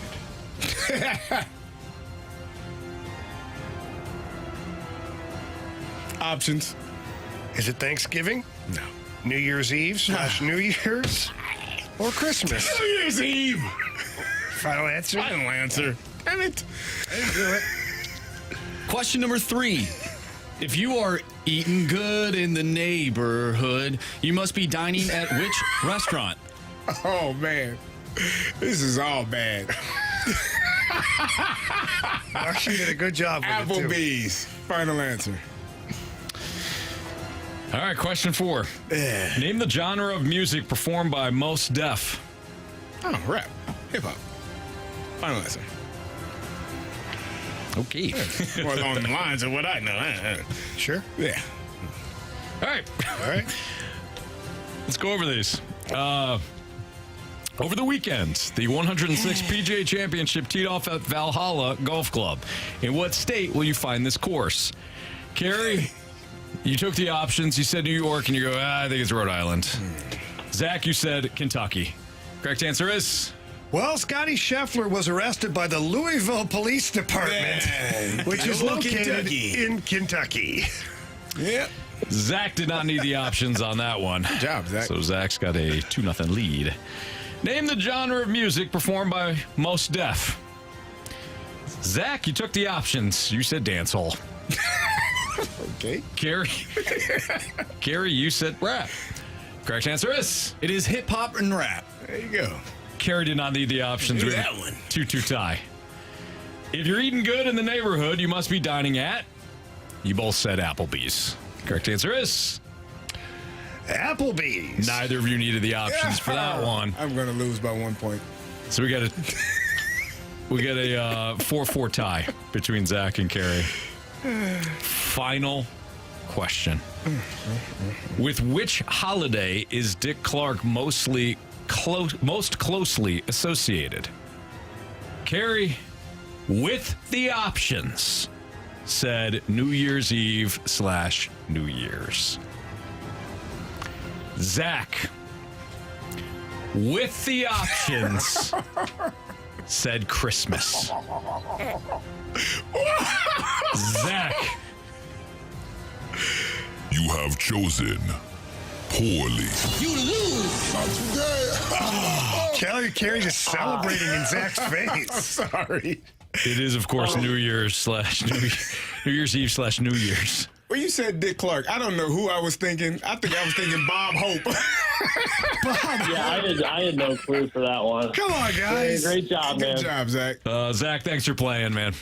All right, guys. Thanks for listening. See you, buddy. My brain went to Bob Hope for some reason. I was like, 4th of July? I couldn't. You're like, what Army holidays? Bob Hope used to do all those classics. Day? I don't know. Day. And then when you gave me that, I was like, oh, Dick Clark. Oh, I know that. That's New Year's Eve. What am I doing? Dick Clark's New Year's Eve celebration. Yeah, rocking New Year's. Yeah. All right. Terrible. Well, hey, you know. I got the win. You got the win. Good job, Carey. All right. 5-4 today over Most Zach. Def saved me. Most definitely did. Yep. He's in a great movie with Jack Black. It's called Be Kind, Rewind. So everyone out there with VHS tapes still, do that. And go to Family Video. Make sure you be kind and rewind those videos. Okay, yeah, that's a Marsh. What a great little infomercial you just did there. Yeah, Most Def is a really very good kind actor of you as well. What else is he in? He's a really good actor as well. What else is he in? Something called Something the Lord Made, which he was like a doctor, but yeah, it was a really good movie. Yeah. Probably couldn't play a prisoner, an inmate. Not everyone can. Not everyone can. To channel that CD. Yeah. Not everyone can. Yeah. By the way, I'm getting chirped for my Applebee's sing-along. I thought it was good. Someone said they've never heard it sang that way. Well, they don't know what they're talking about because I knew exactly what you meant. Eating good in the neighborhood. I would not have known that, by the way. There you go. You wouldn't have known that one? Nope. See? I'm just being honest. Like, after seeing it, I was like, oh, yeah, but, like, in the moment, I would have been like, no kidding. Nothing. What were the options on that one? Fuddruckers. Yeah. Chili's. Oh, I would have got it by default. I would have got it by process of elimination. Good in the neighborhood. The whole thing's about the neighborhood. Yeah. I'm just being honest with you. You walk Carey in, said earlier, all he wants is honesty. That's it. You walk in, you got the high school, they get the high school pictures up on the honest wall. with a horrible attitude. Just be honest. Great You spin can go dip. places. Yeah. With great honesty, Jamie. Jason in the snake pit goes, Carey, quote, I'm going to lose by 1. wins by 1. When you said Christmas, I'm like, oh, okay. I can see what you were thinking. You were thinking, obviously. He didn't need the options. I don't think he appreciated you, basically. I don't think so either. Right in front of him. So I will. He was real nice about it, but Zach seemed like a gentleman who was probably around my age, and I don't think we grew up with Dick Clark rocking. Really? No. He did it just until like not too long ago when Ryan Seacrest. Have you ever seen any of the? I mean, I'm not watching that. All right, I'm out and about. That's true. You don't have kids. I do. I didn't know who it was. I knew, but I didn't. I needed the options. You knew once you heard the options. Once I heard the options, again, I was thinking Bob Hope. Yeah, no. I don't know why. Carey, two different guys. I mean, they kind of. Both white. There you but go. different. You see? Yeah. Both excellent at their job. Yeah, certainly. Yeah. All right, it's Fastlane on 101 ESPN. Could the Cards be sellers again at the deadline? Mo had said something to Frank Cusimano in that KSDK interview that I thought to myself, maybe there's a timeline on some of these dudes. That's next on 101 ESPN.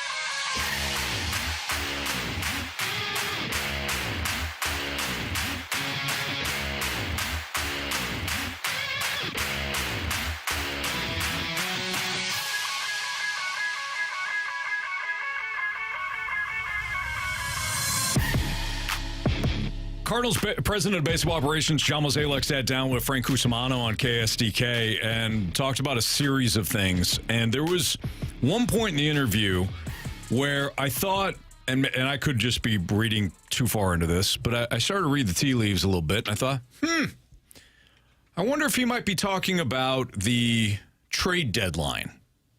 Frank Cusimano asked him about Paul Goldschmidt and, his age, the slump that he had. Listen to what Mo says, and then I want to ask you guys a question. When you get to Paul Goldschmidt's age and you have a prolonged slump, the first thing everybody thinks about, well, he's lost it. He's shown some signs. Where do you think he is right now? Well, I know he's still not feeling where he needs to be, so I know there's some hope then. But obviously, the clock is ticking in terms of this team, and we certainly got to get going on the right foot. This past week, we saw some things that were a positive from an offensive standpoint, and now we got to keep it going. Let's talk about the farm. I might be reading too far into this, but when he's talked about, we got hope. But they have to get going here. There's a time. There's a timeline on this. I immediately thought of the trade deadline because Paul Goldschmidt does not have a contract beyond this year. If you are out of it again, or if you're in like fourth place, you're middling, you're 8 games below 500, 10 games below 500, and Goldschmidt is willing to waive the no trade clause to go to somebody else, I wonder if Mo would consider it. If you're not going to bring him back and you are a middling team, why hang on to an asset like that, assuming, Jamie, he turns his season around? Yeah, and I think that's the key to it right there is, what discussions has Mo and Goldie's camp had up to date? Right. Did they say, is there already this handshake or is it not? Is Goldie holding out because he doesn't know if he wants to be a Cardinal? Or did Mo play hardball and basically say, hey, I need you to prove it to me? Like, who knows how that's gone down? And come trade deadline time, the Cardinals will know for sure if Paul Goldschmidt wants to re-sign here. And they'll also know if they want to re-sign him. And then come trade deadline time, they will ask him to waive his no-trade clause if the marriage isn't going to continue. Mm-hmm. Because why wouldn't you? What the hell are you hanging on to that for? Like, I think he's a great player, and he's coming around, and he's showing now, like, his bat's getting hot again, and he's obviously a Gold Glove first baseman. I have zero issues with Goldie. But if he's going to walk anyways, and he can't commit to another 1-year extension or whatever the heck you're talking about, you got to try and get something for him. Right.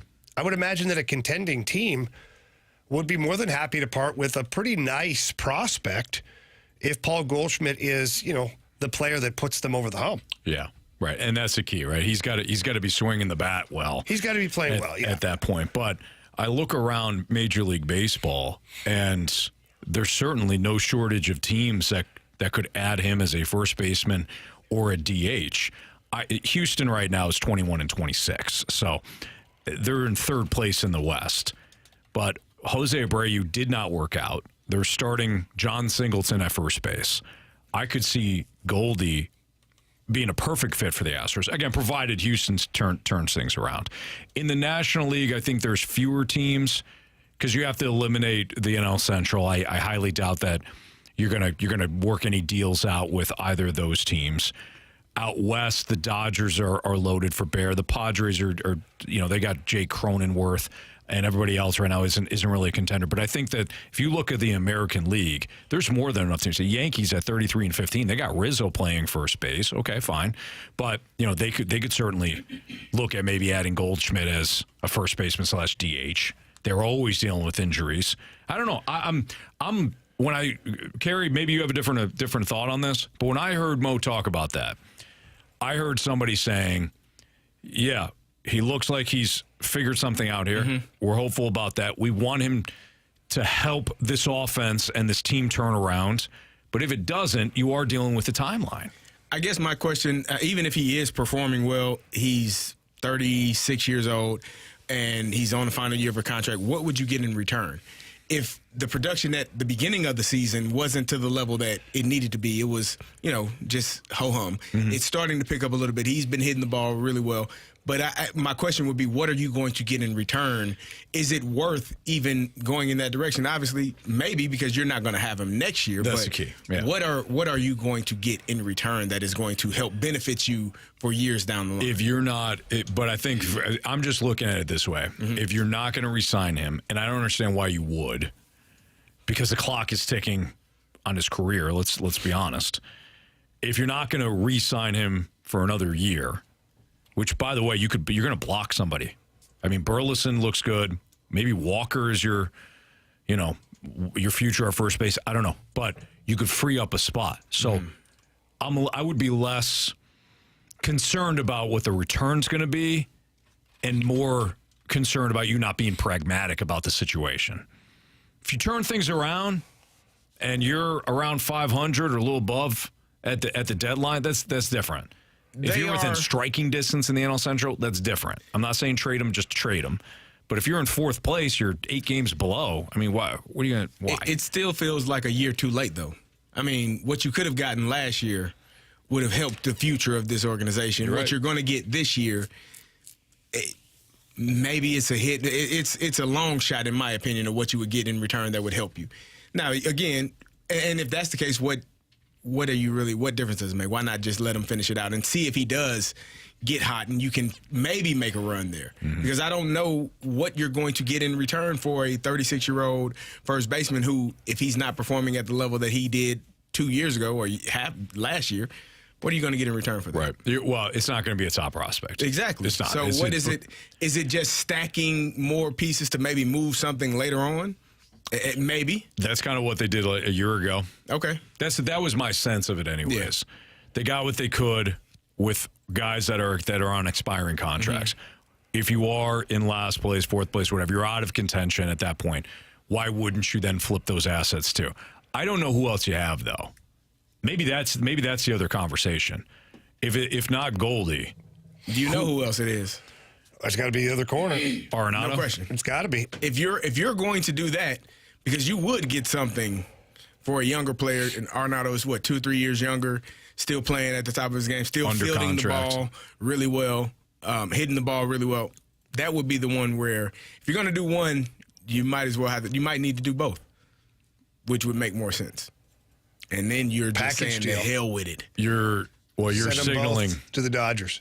And you're get some signaling starting pitching. a youth movement at that point.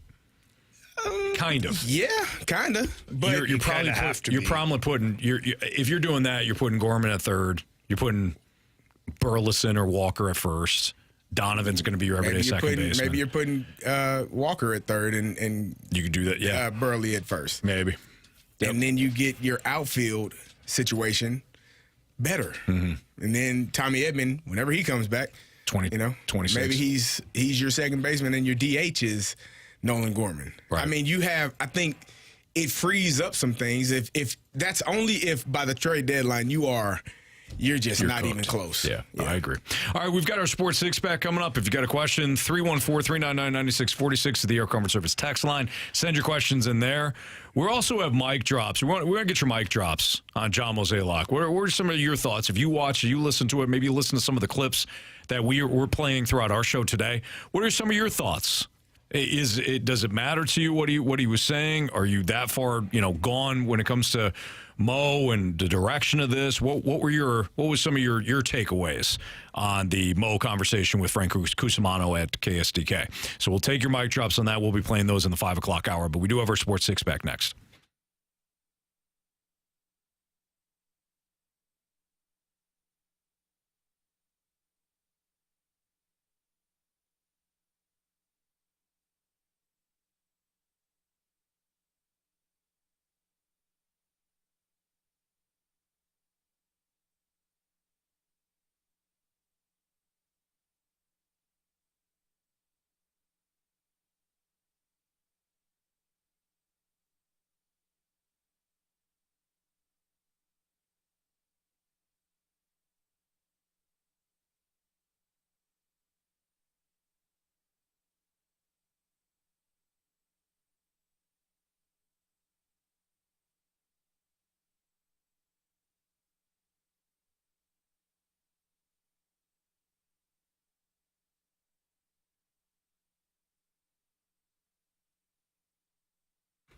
Hey, it's Carey, and if you're a contractor or you own a business that needs recycling, you need to learn more about Scrap Mart Metals. They are tailor-made for your business to meet your schedule and your budget. They understand that job site cleanup for contractors can be a mess. If you set up a business account with Scrap Mart to recycle that metal, it'll be one less thing you have to do during cleanup. You'd be amazed how scrap metal adds up and how it can help your business's cash flow. If you own heavy equipment, you know that heavy equipment is frustrating. It breaks down often. Sometimes you have to keep repairing it, and eventually it's going to be no more repairs left. You got to get rid of it. When that time comes, Scrap Mart will come get it out of your way. They'll haul your equipment to one of their locations and get you a check the same day. Or if you want to haul it yourself, they have 3 convenient locations: Valley Park, Peevely, Jonesburg. If it's metal, they will buy it. They offer a convenient drive-on scale, and they have the highest payout. You will always get top dollar for your scrap metals. Just visit them at scrapmartmetals.com. My guy Lucas can talk to you about setting up a business account and get you rolling. It will make your life much easier. Again, that's scrapmartmetals.com, and tell them Carey sent you.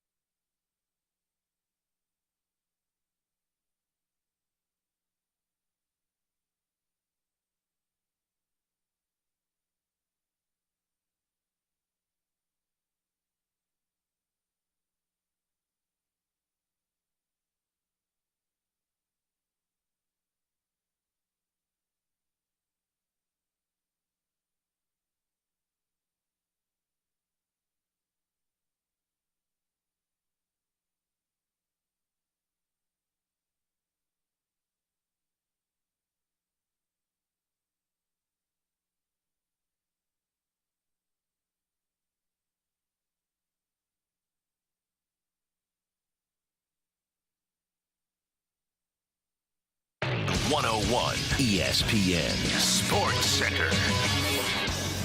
I'm Andrew Marsh. It's time for a Sports Center update driven by Johnny Londoff Chevrolet and Johnny Londoff Autoplex. The Cardinals took 2 of 3 against the Boston Red Sox this weekend. They avoided the sweep, as Anthony Stalter would say. However, they get a chance to take on the Baltimore Orioles tonight and pick up a W. 6:45 first pitch. Sonny Gray on the mound for the Redbirds. Over the weekend, City SC lost 3-1 to FC Cincinnati. However, Your St. Louis Battlehawks defeated the DC Defenders 26-21 and clinched a playoff spot. We talked with Anthony Becht, head coach of the Battlehawks, earlier today. We also talked with Charles Barkley. If you missed any of those interviews, make sure you go to 101ESPN.com or check out the free 101 mobile app.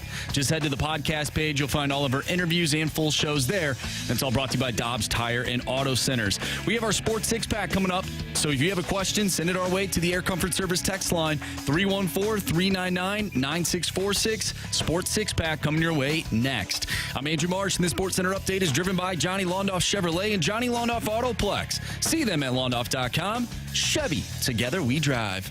Are you kidding me?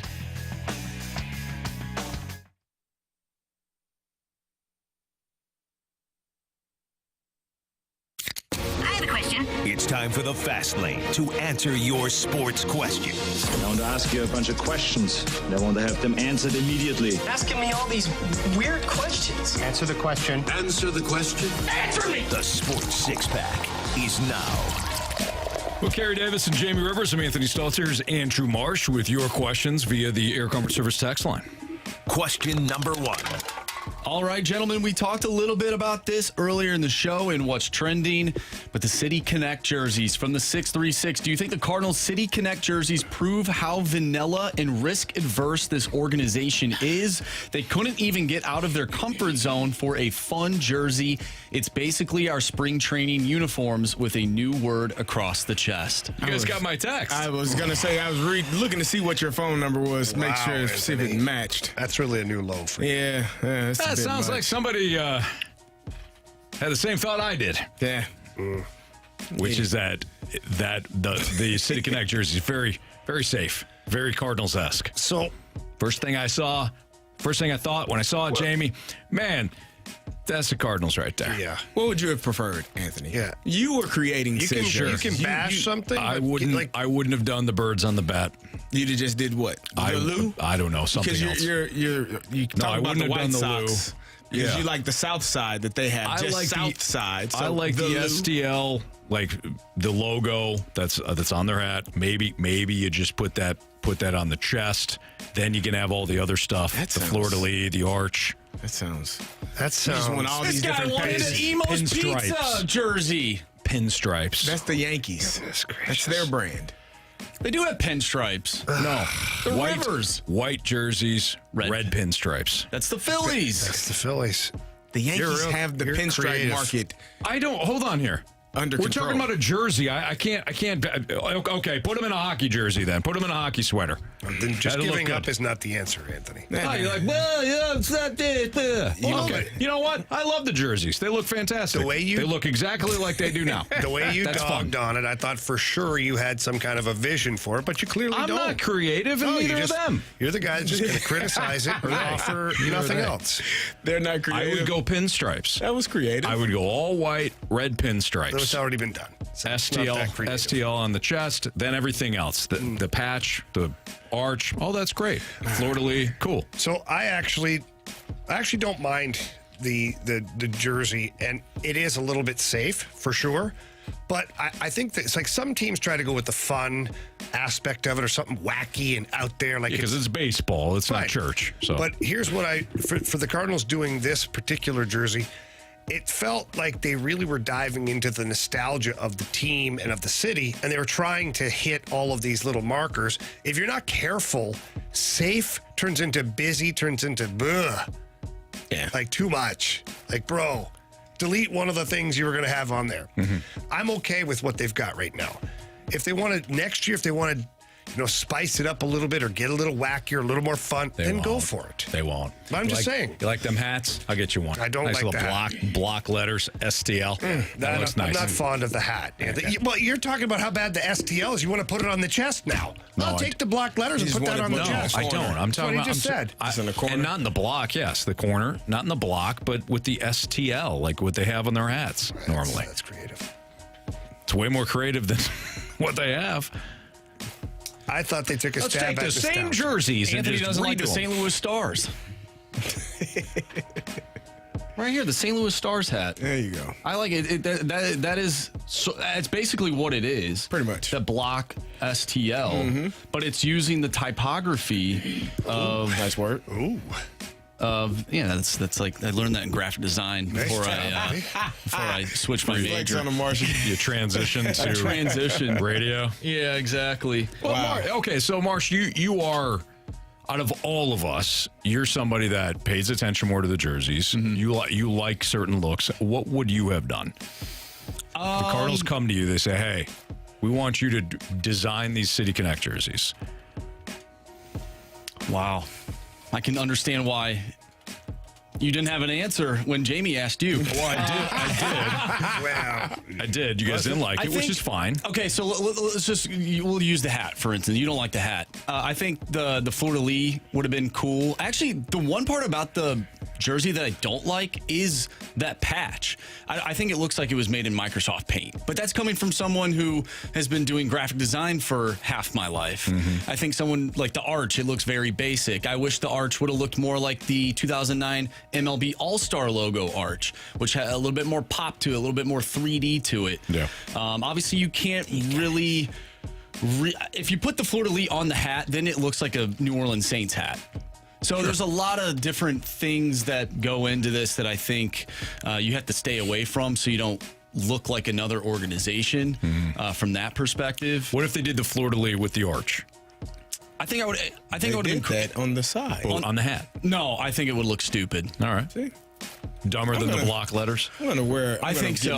I think if they would have left the block letters to put the arch in behind just like it. the Cardinals.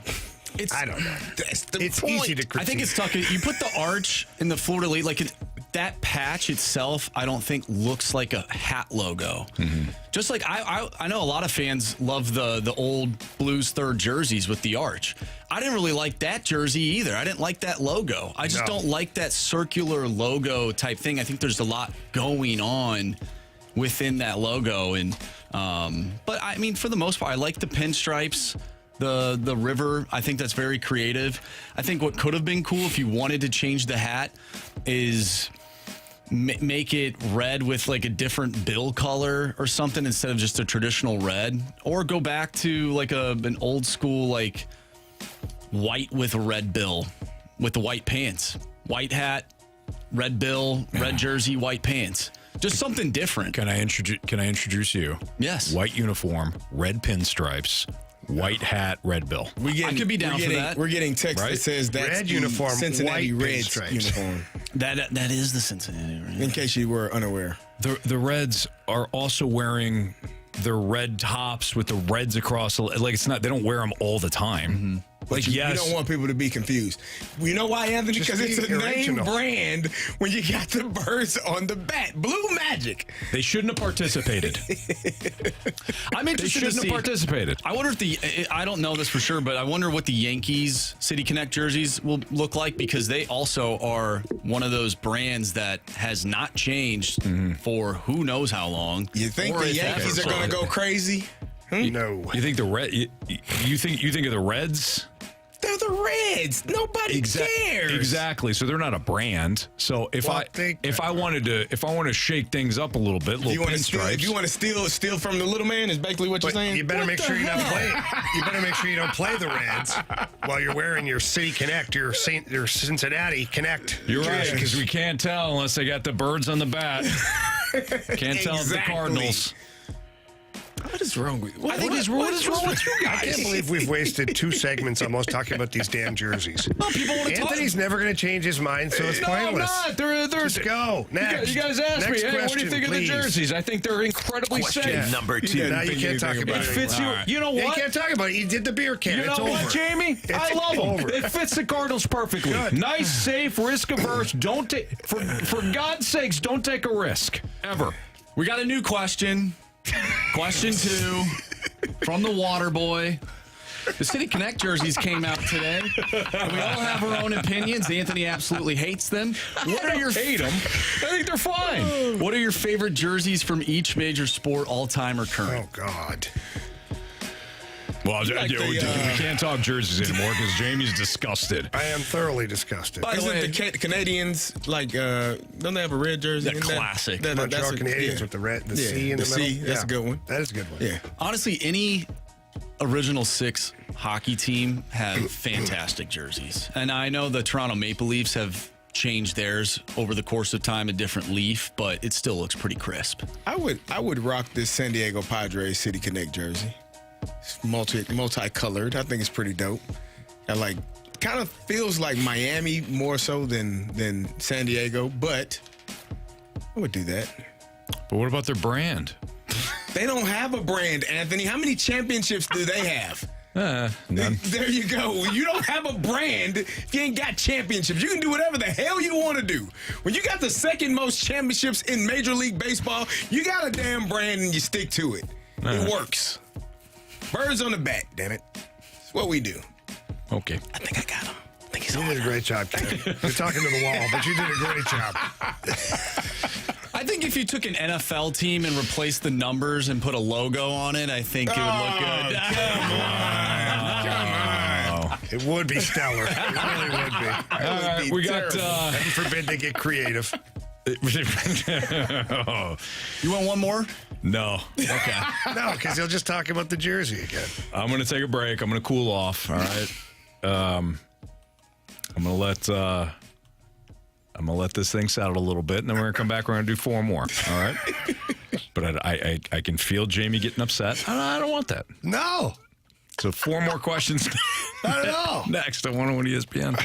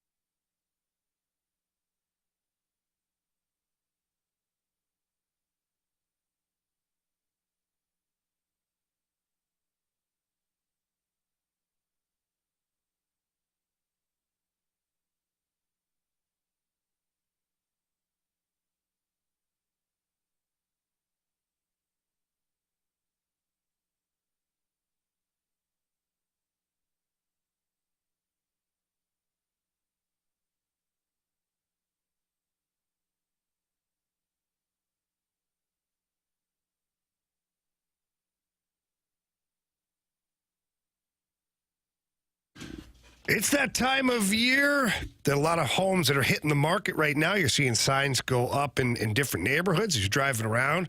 Well, if you're one of those people that is right now thinking about selling your home, please call Gloria Lou with your home sold guaranteed realty. Gloria has the buyers for you. She's got thousands of buyers in her database.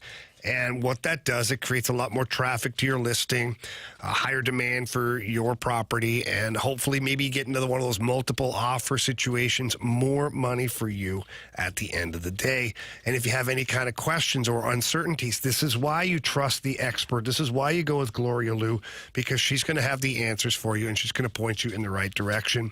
And one of the things that Gloria Lou has available is the guaranteed sales. That's where Gloria sits down with you and agrees upon a sales price, then sells your home for that price, or she buys it herself and she guarantees all that in handwriting. So if you're selling your home, pick up the phone right now. Call Gloria Lou. Tell her Jamie Rivers sent you in. Her number is 314-325-6888. That's 314-325-6888. Or you can always visit gloriahasthebuyers.com. Conditions do apply. Gloria and the seller must agree upon the sales price and possession date.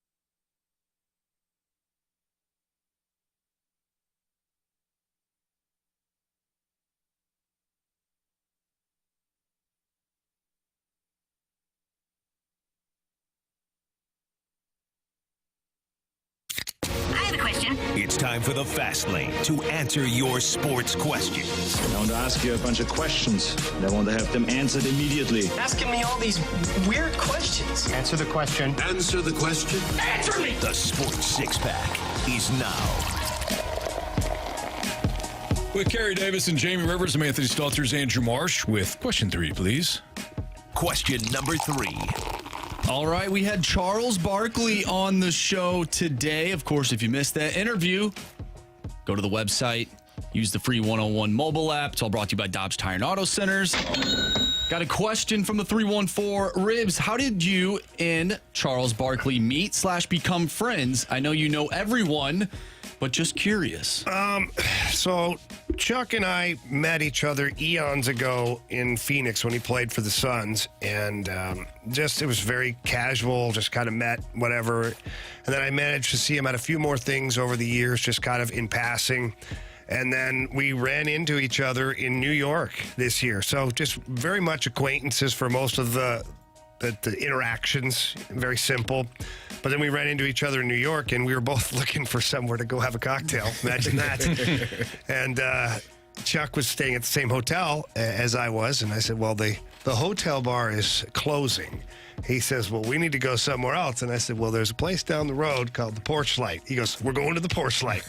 So Chuck and I and my brother and his wife and my girlfriend and Chuck's girlfriend went down to the Porch Light, and we sat there for, well, lots of drinks and many hours. And what's funny is Chuck was ordering these double tequilas or whatever. I double or triple. I don't even know what the hell they were. It was a full glass of like tequila. And every time he would want a drink, and he's a big man, he would say, oh, he'll take one too. But I was drinking bourbon, and he's like, oh, get Hockey Guy another bourbon. And so here I am going drink for drink with Big Chuck. Oh, man. And the other people at the table were like, we're not doing that. We're not doing that. So Chuck and I shared many cocktails, some funny stories, and some good times. And since that moment, we talk on a pretty regular basis through text message. Pretty cool. Primarily. But, yeah, he's an awesome dude. He's a lot of fun. And he's a big personality, but a fun guy to be around. That's awesome. Question number 4. All right, we were talking about Paul Goldschmidt and whether or not the Cardinals should have traded him. And who knows if they will this upcoming trade deadline. But from the 314, why won't you trade the quote, great Jordan Walker or others for pitching, since you should be able to get more for Walker than rather than Goldie? If I can get a top-end pitcher that's cost-controlled, that is, 26-something years old, and yeah, I would do it. Trading anybody. For an ace? Sure. I felt like he's got to be an ace. I felt like Nolan Gorman was on that path. Could have been one of the players that you looked at, because I think he's literally hit or miss. Like, he's either going to hit it really far or he's going to miss it. And I think some people will pay for that because he does have power. You have to, but when you look at other players like, again, Jordan Walker, I think he has a higher upside than Nolan Gorman because he can do more. That's just my personal opinion. And I don't think you let that guy go. He's younger. He's going to be under contract for longer. You can keep him around for longer. So I wouldn't trade him. But I thought Nolan Gorman this offseason could have been a player that, if you wanted to get Dylan Cease, the Chicago White Sox might have jumped on that if you were willing to move him, since you were unwilling to move Goldie and Arenado. It may have. I'm just not a big fan of moving a 21-year-old player that still has a tremendous upside for a 26-year-old. If you're moving him for another 21, 22-year-old who is just, a surefire, going to be an ace one day, like, I know there's nothing ever like that's guaranteed. Yeah. But look at the kid who's the kid in Pittsburgh? I forget his name. Skeens. Yeah, Paul Skeens. So if you had something like that in the hopper, and I don't know how old Skeens is. He went to college and whatnot, so he's probably 23, I would imagine, somewhere in that range, 22, 23. Now, that's a trade I'd be more than happy to make. Right. But he's 21. Is he 21? Yeah. But then I'd absolutely make that deal. So, Guardian X and the Snake Pit said, as often as elbows blow out, I can't see the Cardinals trading Walker for just one pitcher. You're probably right. I don't think the Cardinals would trade Walker. But if we're just talking about, we don't know if Jordan Walker's going to pan out. That's the risk in keeping him. The risk in acquiring a pitcher and him not becoming an ace or him not panning out, that's the risk on the other side. But the idea of trading Jordan Walker for a potential ace, somebody that's going to be a legit front of the rotation arm, yeah, I would do it. I'm about that pitching. By the way, Anthony, we get a text from the 618. This is a great point. I can't believe all four of us missed on this. Going back to the City Connect jerseys. Oh, boy. Well, no, we'll just let it rest after this. But they said, let's be honest, how can it be City Connect with no reference to the zoo? This is how we get all of our free agents. Oh, boy. Or Toasted Ravs, for that matter, but the zoo for sure. Yeah. Well done, 618. Missed opportunity for sure. Man. Got a few other things on there, too. Question 5, please. Question number 5. Like what, Carey? Dangerous things? Question 5. Sounds good. So this has nothing to do with jerseys, but it does have to do with fashion. From the 314, maybe Carey can answer this, maybe Jamie can, but why do athletes all dress like idiots? What? Who dresses like an idiot? Some of the NBA players are, they're what they wear, their attire is Some of it is questionable. That's a good word, questionable. Yeah. I don't see, I'm in the hockey world, so I can't speak to football. I don't know what certain teams' requirements are, but guys are required to wear a suit in the NHL and collared shirt. And the tie is not mandatory anymore, but guys do so. I don't know how that's dressing like an idiot. Yeah, well, some of the, this changed with Allen Iverson in the NBA, where he had the jerseys or the baggy pants, and the NBA wanted to kind of button up, the look on the sideline. So if you weren't playing, you had to be either in team gear or in a suit or something like that. I don't hate that. But I don't either. I think most players, we like to, when we got on the team playing, we wore a suit. You had to wear a suit. Yeah. Coming back, it was a little bit more lax because you could wear maybe your sweatpants or something like that. You just got done with the game. It's 2 o'clock in the morning, midnight, you're flying back. So that was a little bit more lax. But going to, it was usually a suit.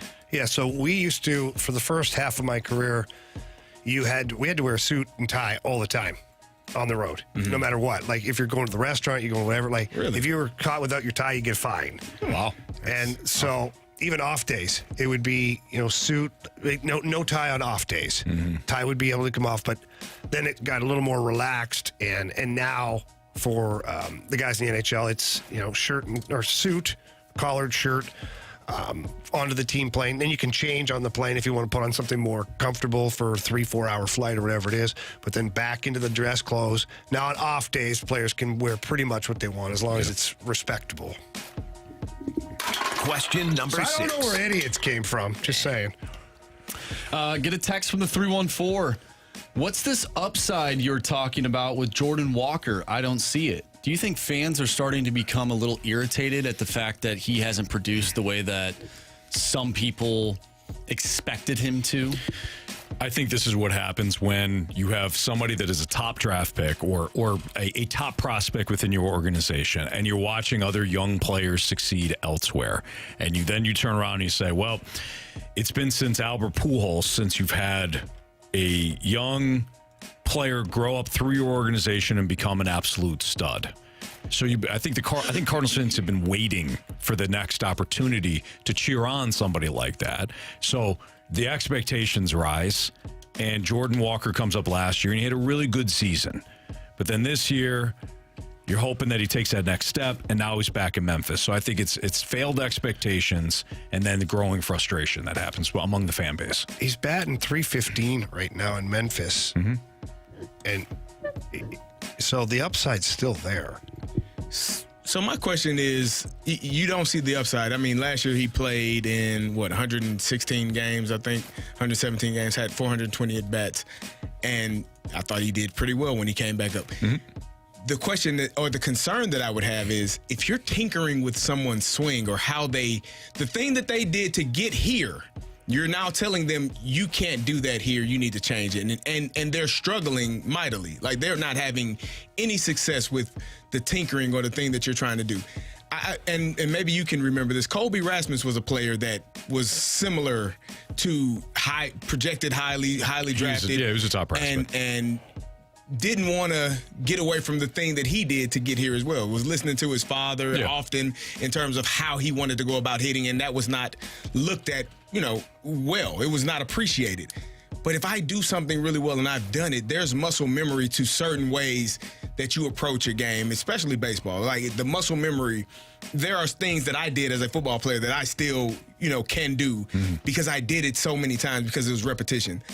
My question would be is if he's having success doing it one way and now he's struggling trying to do it another way, maybe leave him alone and let him do what he does best. I think that's a fair argument. So we don't know what his potential is because clearly the potential was there to be drafted in the first round, to be drafted as highly as he was, to have as much, expectation that we have on him. But he's not having success because he's asked to do something differently than he's comfortable with. So, Carey, we've all had this conversation before. I think both things can be true. I think that when you're looking at it and saying, why are they tinkering with him? I think that's fair. You're right. He got to a certain point. He got to the big league level doing it a certain way. So you don't want to tinker too much, right? But when you see, why teams stress launch angle and all this other stuff because there is an importance to it. How do you then you can't redo his swing to try to create that launch angle, but it is important. So I think both things are true. So maybe he's not a 25, 30 home run guy, and he's a 18 to 20 home run guy, and he's going to hit balls in the gap, and he's going to be able to run, but he's getting on base and he's hitting the ball. Yeah. Maybe he's not the 30 to 35 just because of his stature. Maybe he's not Aaron Judge, but he can hit the ball into the gap, and he's going to hit the ball over the fence. Yeah. So he had 16 home runs last year and 450 at-bats. You add another 150 at-bats on there, he's probably at 20, right? Yeah. So I just don't know where the line is of what you expect from him versus what he is at this moment or what he can be. Yeah, that's why I trade him. All right, it's for an ace. Jamie, I got you an ace. You just play for the Giants. I don't know what's wrong with you today. Not those Giants. I just don't know. All right, we've got some mic drops lined up. Thoughts on John Mozeliak's interview with Frank Cusimano. We'll hear from Ed, John, and the 618. Next on 101 ESPN.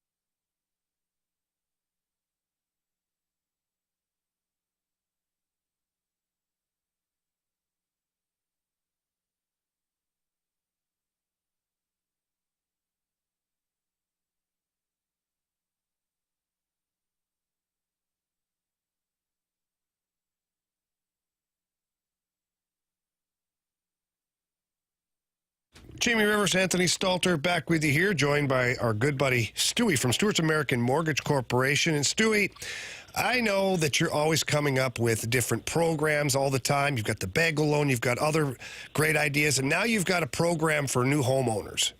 Hey, you know what, Jamie, this is a new thing, but before we get started, let's talk a little bit really quickly about what's going on. People are offering money on homes, $10,000, $20,000, $30,000 over the asking price. Bidding wars are happening all the time. How are you going to be able to compete with that? So, number one, we have the bagel loan.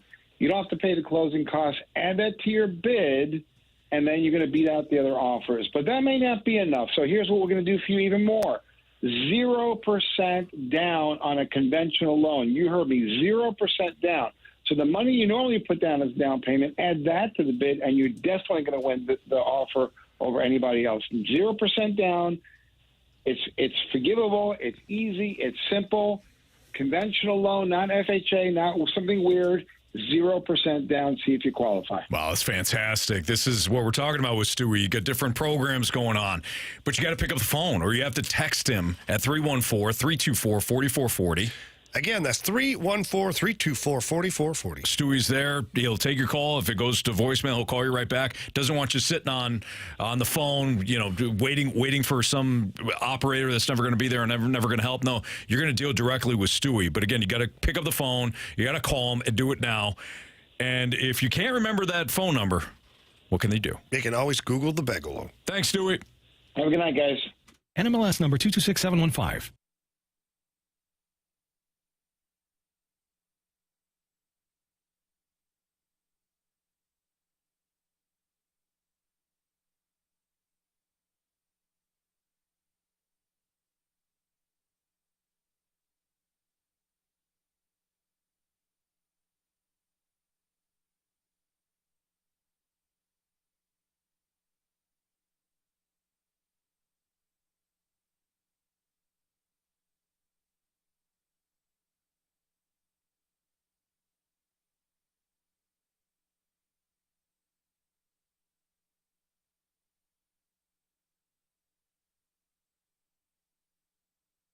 If you're running a fast-growing business, listen up. NetSuite's Business Grows Here event is coming to St. Louis June 27th.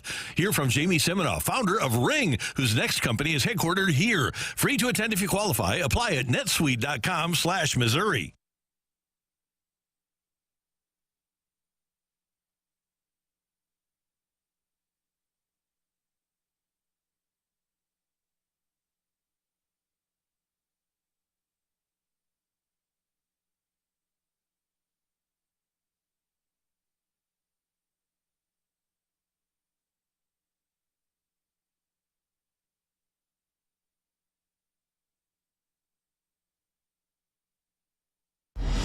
This is the Fast.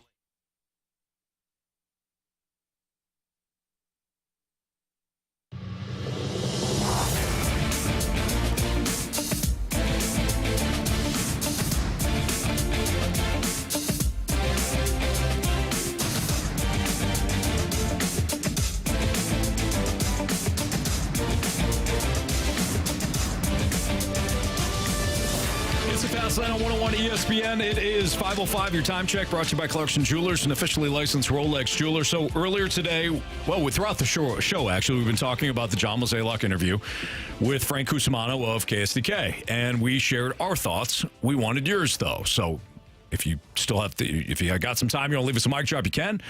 But we do have some lined up right now. So why don't we hear from Ed first on what Ed thought of the Mo interview with Frank Cusimano? Not gonna lie, if Mo, the way he sounded, doesn't make ownership go, we need to change this now, then everyone needs to move out of St. Louis, because Batman said, hey, I don't give a F anymore. I'm paid. I can retire nicely. I can get fired nicely. It ain't gonna matter. All that matters is nothing, because we were good for the last 15, 20 years. That was on me. And now, I'm on the way out. So, see you, fools. And we're all just sitting here just like, okay. Here yeah. Suckers. Every last one of us, just a bunch of lollipops. Oh, man, I don't like feeling that way. That doesn't make me feel good. Your guys' thoughts on being a lollipop? That's harsh. I don't feel like I'm a lollipop. I don't know. It's got its advantages. Yeah, right. Let's hear from John, who left this mic drop on his thoughts on Mo.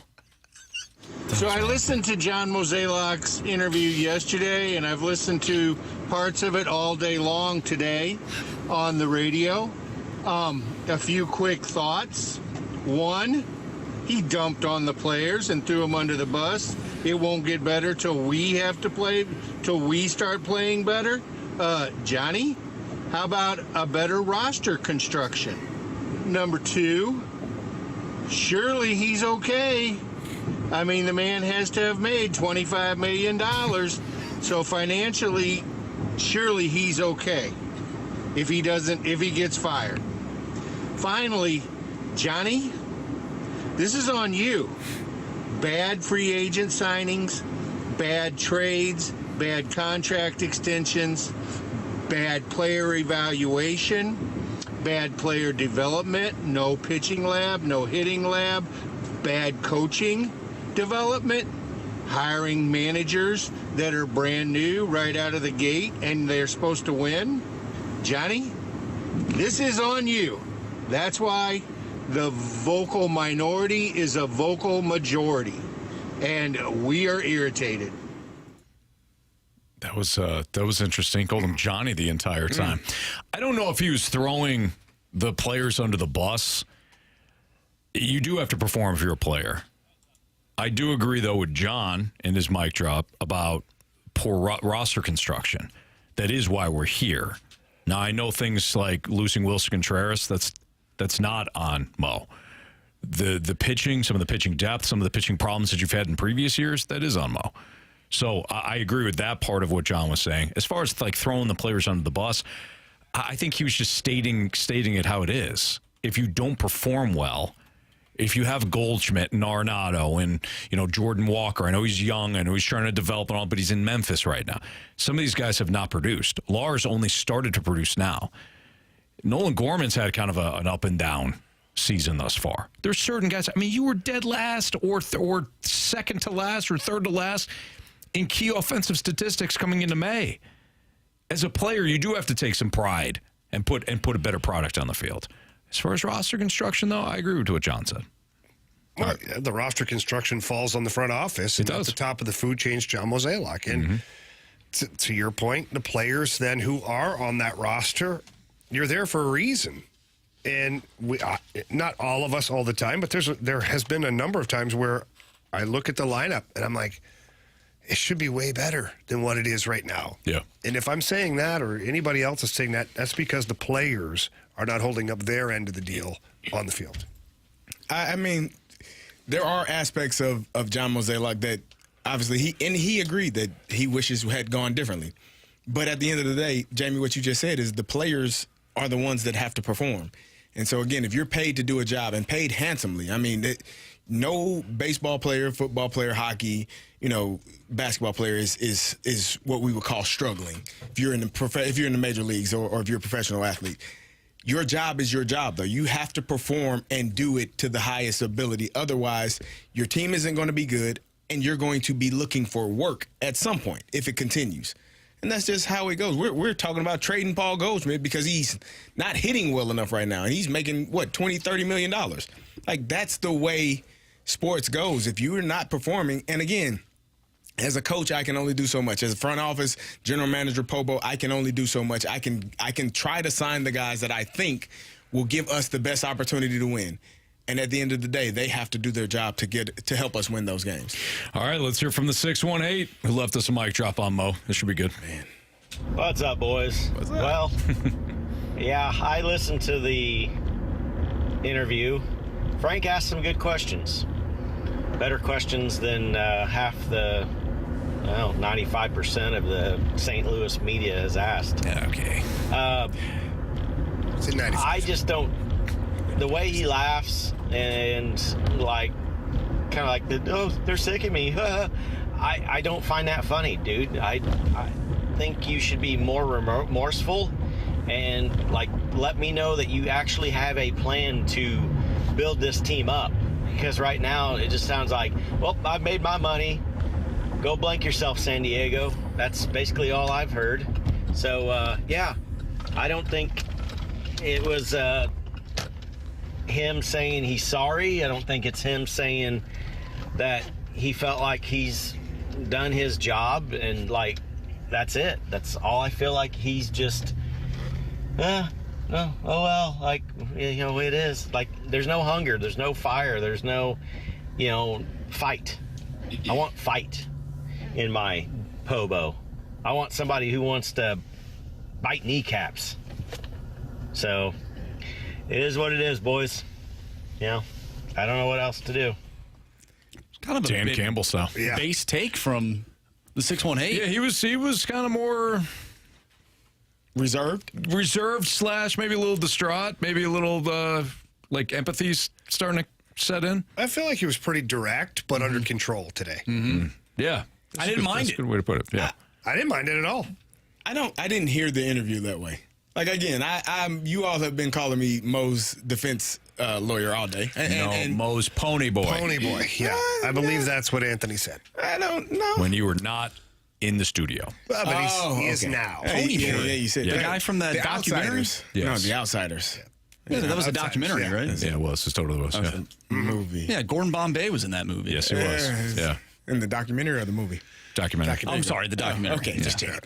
Whatever. He's in many documentaries. I just don't. Really good at them. Yes. The only part that I think bothered most people was if I get fired. Well, I mean. Right. But what do you want him to say? I've done pretty well for myself. 10, 15 years ago? Hell, I'd be nervous as hell trying to get fired from here. Now, if you want me to go, it's less stress, I'm sure, to be at home than to dealing with this mess when I'm giving my best effort. And so for me, that was probably as honest as an answer you were going to get. 10, 15 years ago, yeah. Today? But, Carey, St. Louis is a blue-collar town. Agreed. And when they hear somebody that's basically not even worried about losing his job because he's got a bed full of money at home, that doesn't sit well with people who are out there working their asses off.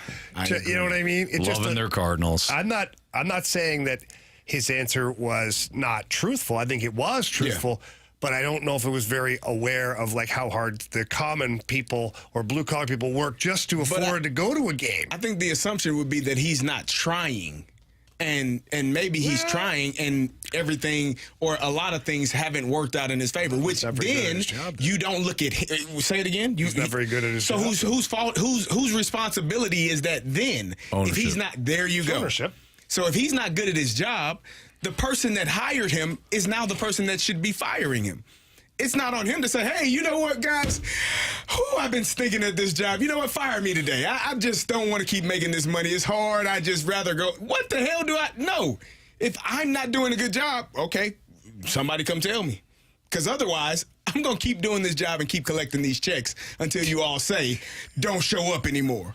Is that, right. Am I wrong? You're not. No, you're not. There's wrong. people that are at work right now like, yeah, I didn't have a good day today. Let me go tell the boss. You know what, boss, I ain't have a good day. You may think about firing me. Hell no. The boss ain't telling me nothing. I'm going to show up to work tomorrow too. Right. And work. Until you tell me I'm not doing a good enough job and it's time to go. What do you want him to say? You know what I wonder? You want him to say, you know what, St. Louis? It's been real. I'm just going to fire my damn self and walk out. Nah. No, but you know what I wonder? Fire me. And what do you guys, I'm interested to hear your thoughts on this. What do you think the ownership thought of that interview? Like, if you're watching that as the DeWitt family. That's who you talk to. But no, but also, if you're watching that, because you know they will, and you see a guy that basically says, yeah, I'm fine.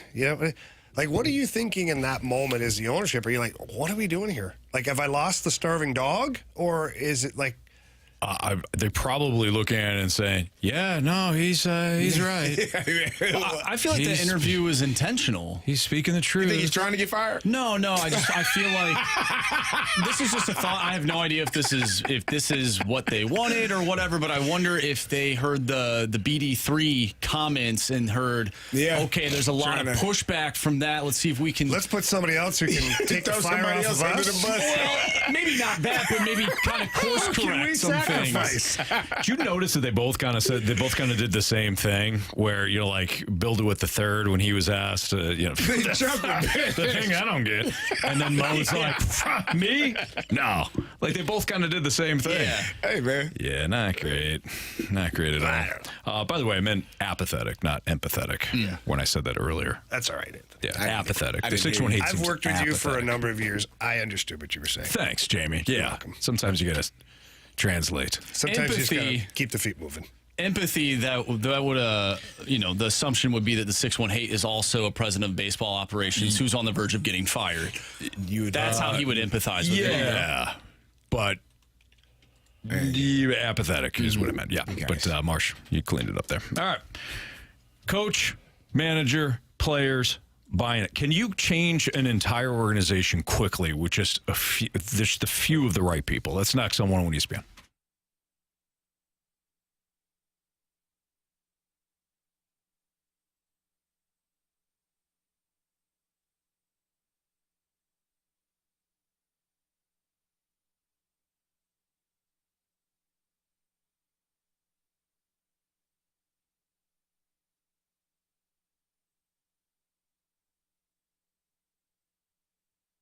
Anthony, I was over at Mentality this morning. Stopped by to say hi and, go there and do what we do is get our shots and whatnot.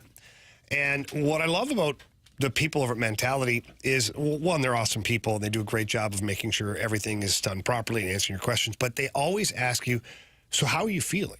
Like, it's constant monitoring to make sure that, you're still feeling good, the energy's high, that you're getting good workouts, that you're happy with what's going on, because they know that it changes. We're always changing. And so Mentality does a great job of, again, the blood work. They do it initially, then it's like 10 weeks, then it's like 5 weeks. So they're on top of things as you progress through your program.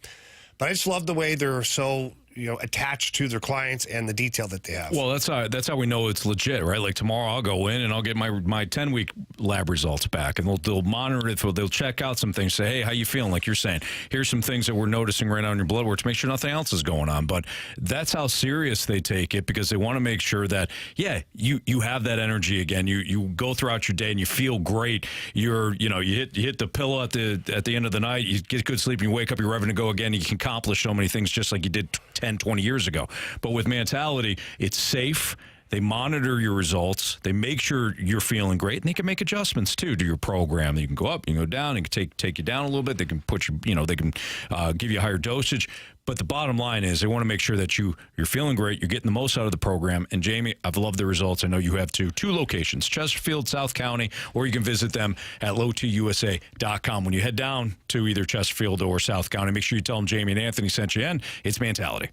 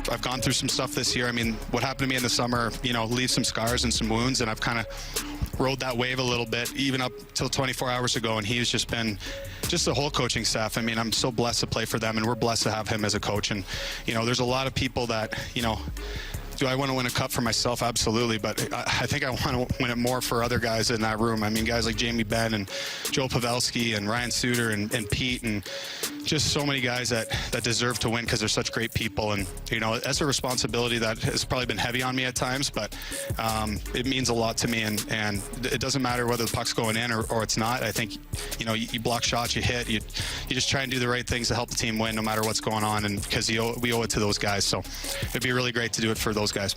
So is Matt Duchene.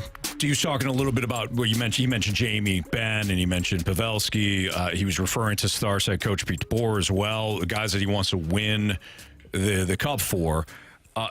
We were talking about the Cardinal way at one point last week, and it got me thinking about Tony La Russa and having Albert. Like, even if you go beyond baseball and you think of Bill Belichick, he had the foundation, Brady executed it, right?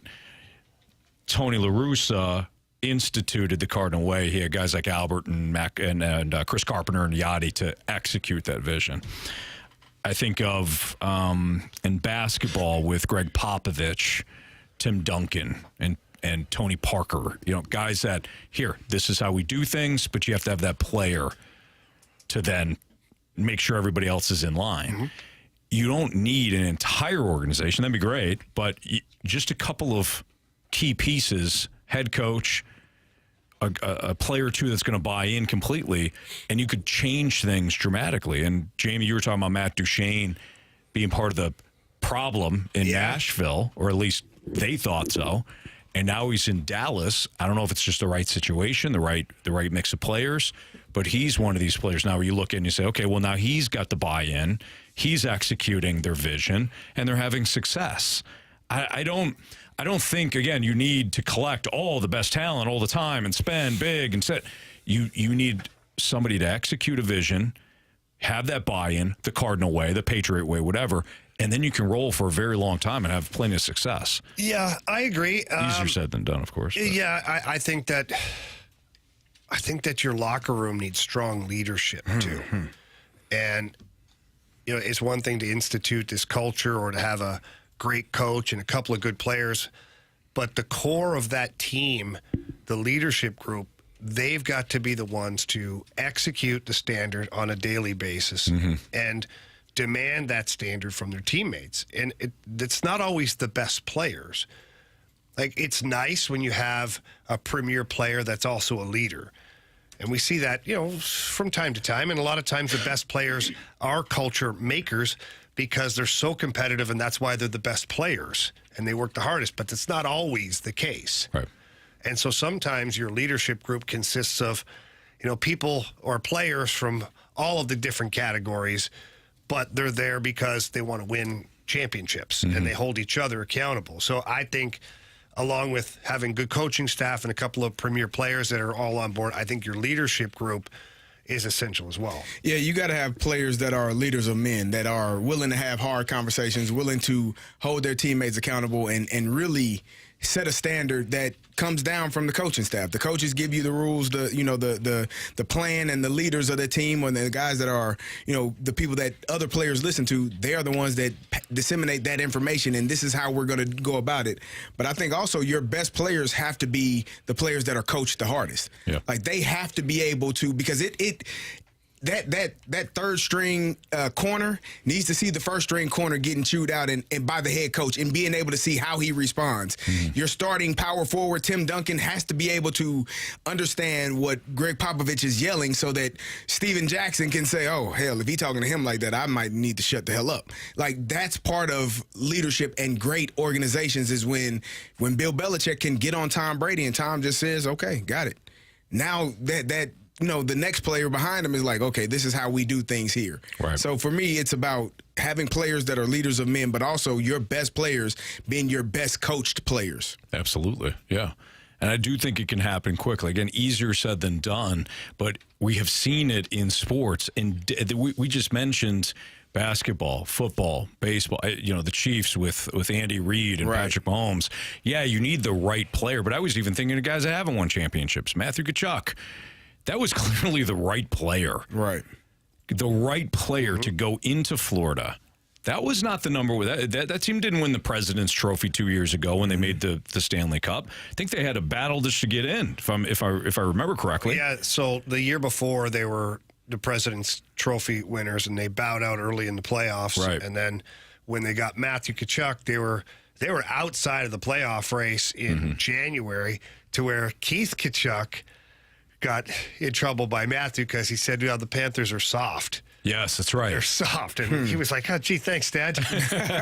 But he knew what he was talking about, and Matthew and the rest of that group came together, and to a man, Barkov, their captain, Paul Maurice, and everybody says the moment that Matthew Tkachuk got there, things changed. Right. Like the expectations were different. Like he demands a lot of himself and his teammates. Yeah, you get the right guy. Yep. Everybody falls. It can fall in line if you've got the right people in place. All right, we got Beat the Streak and biggest question of the day next on 101 ESPN.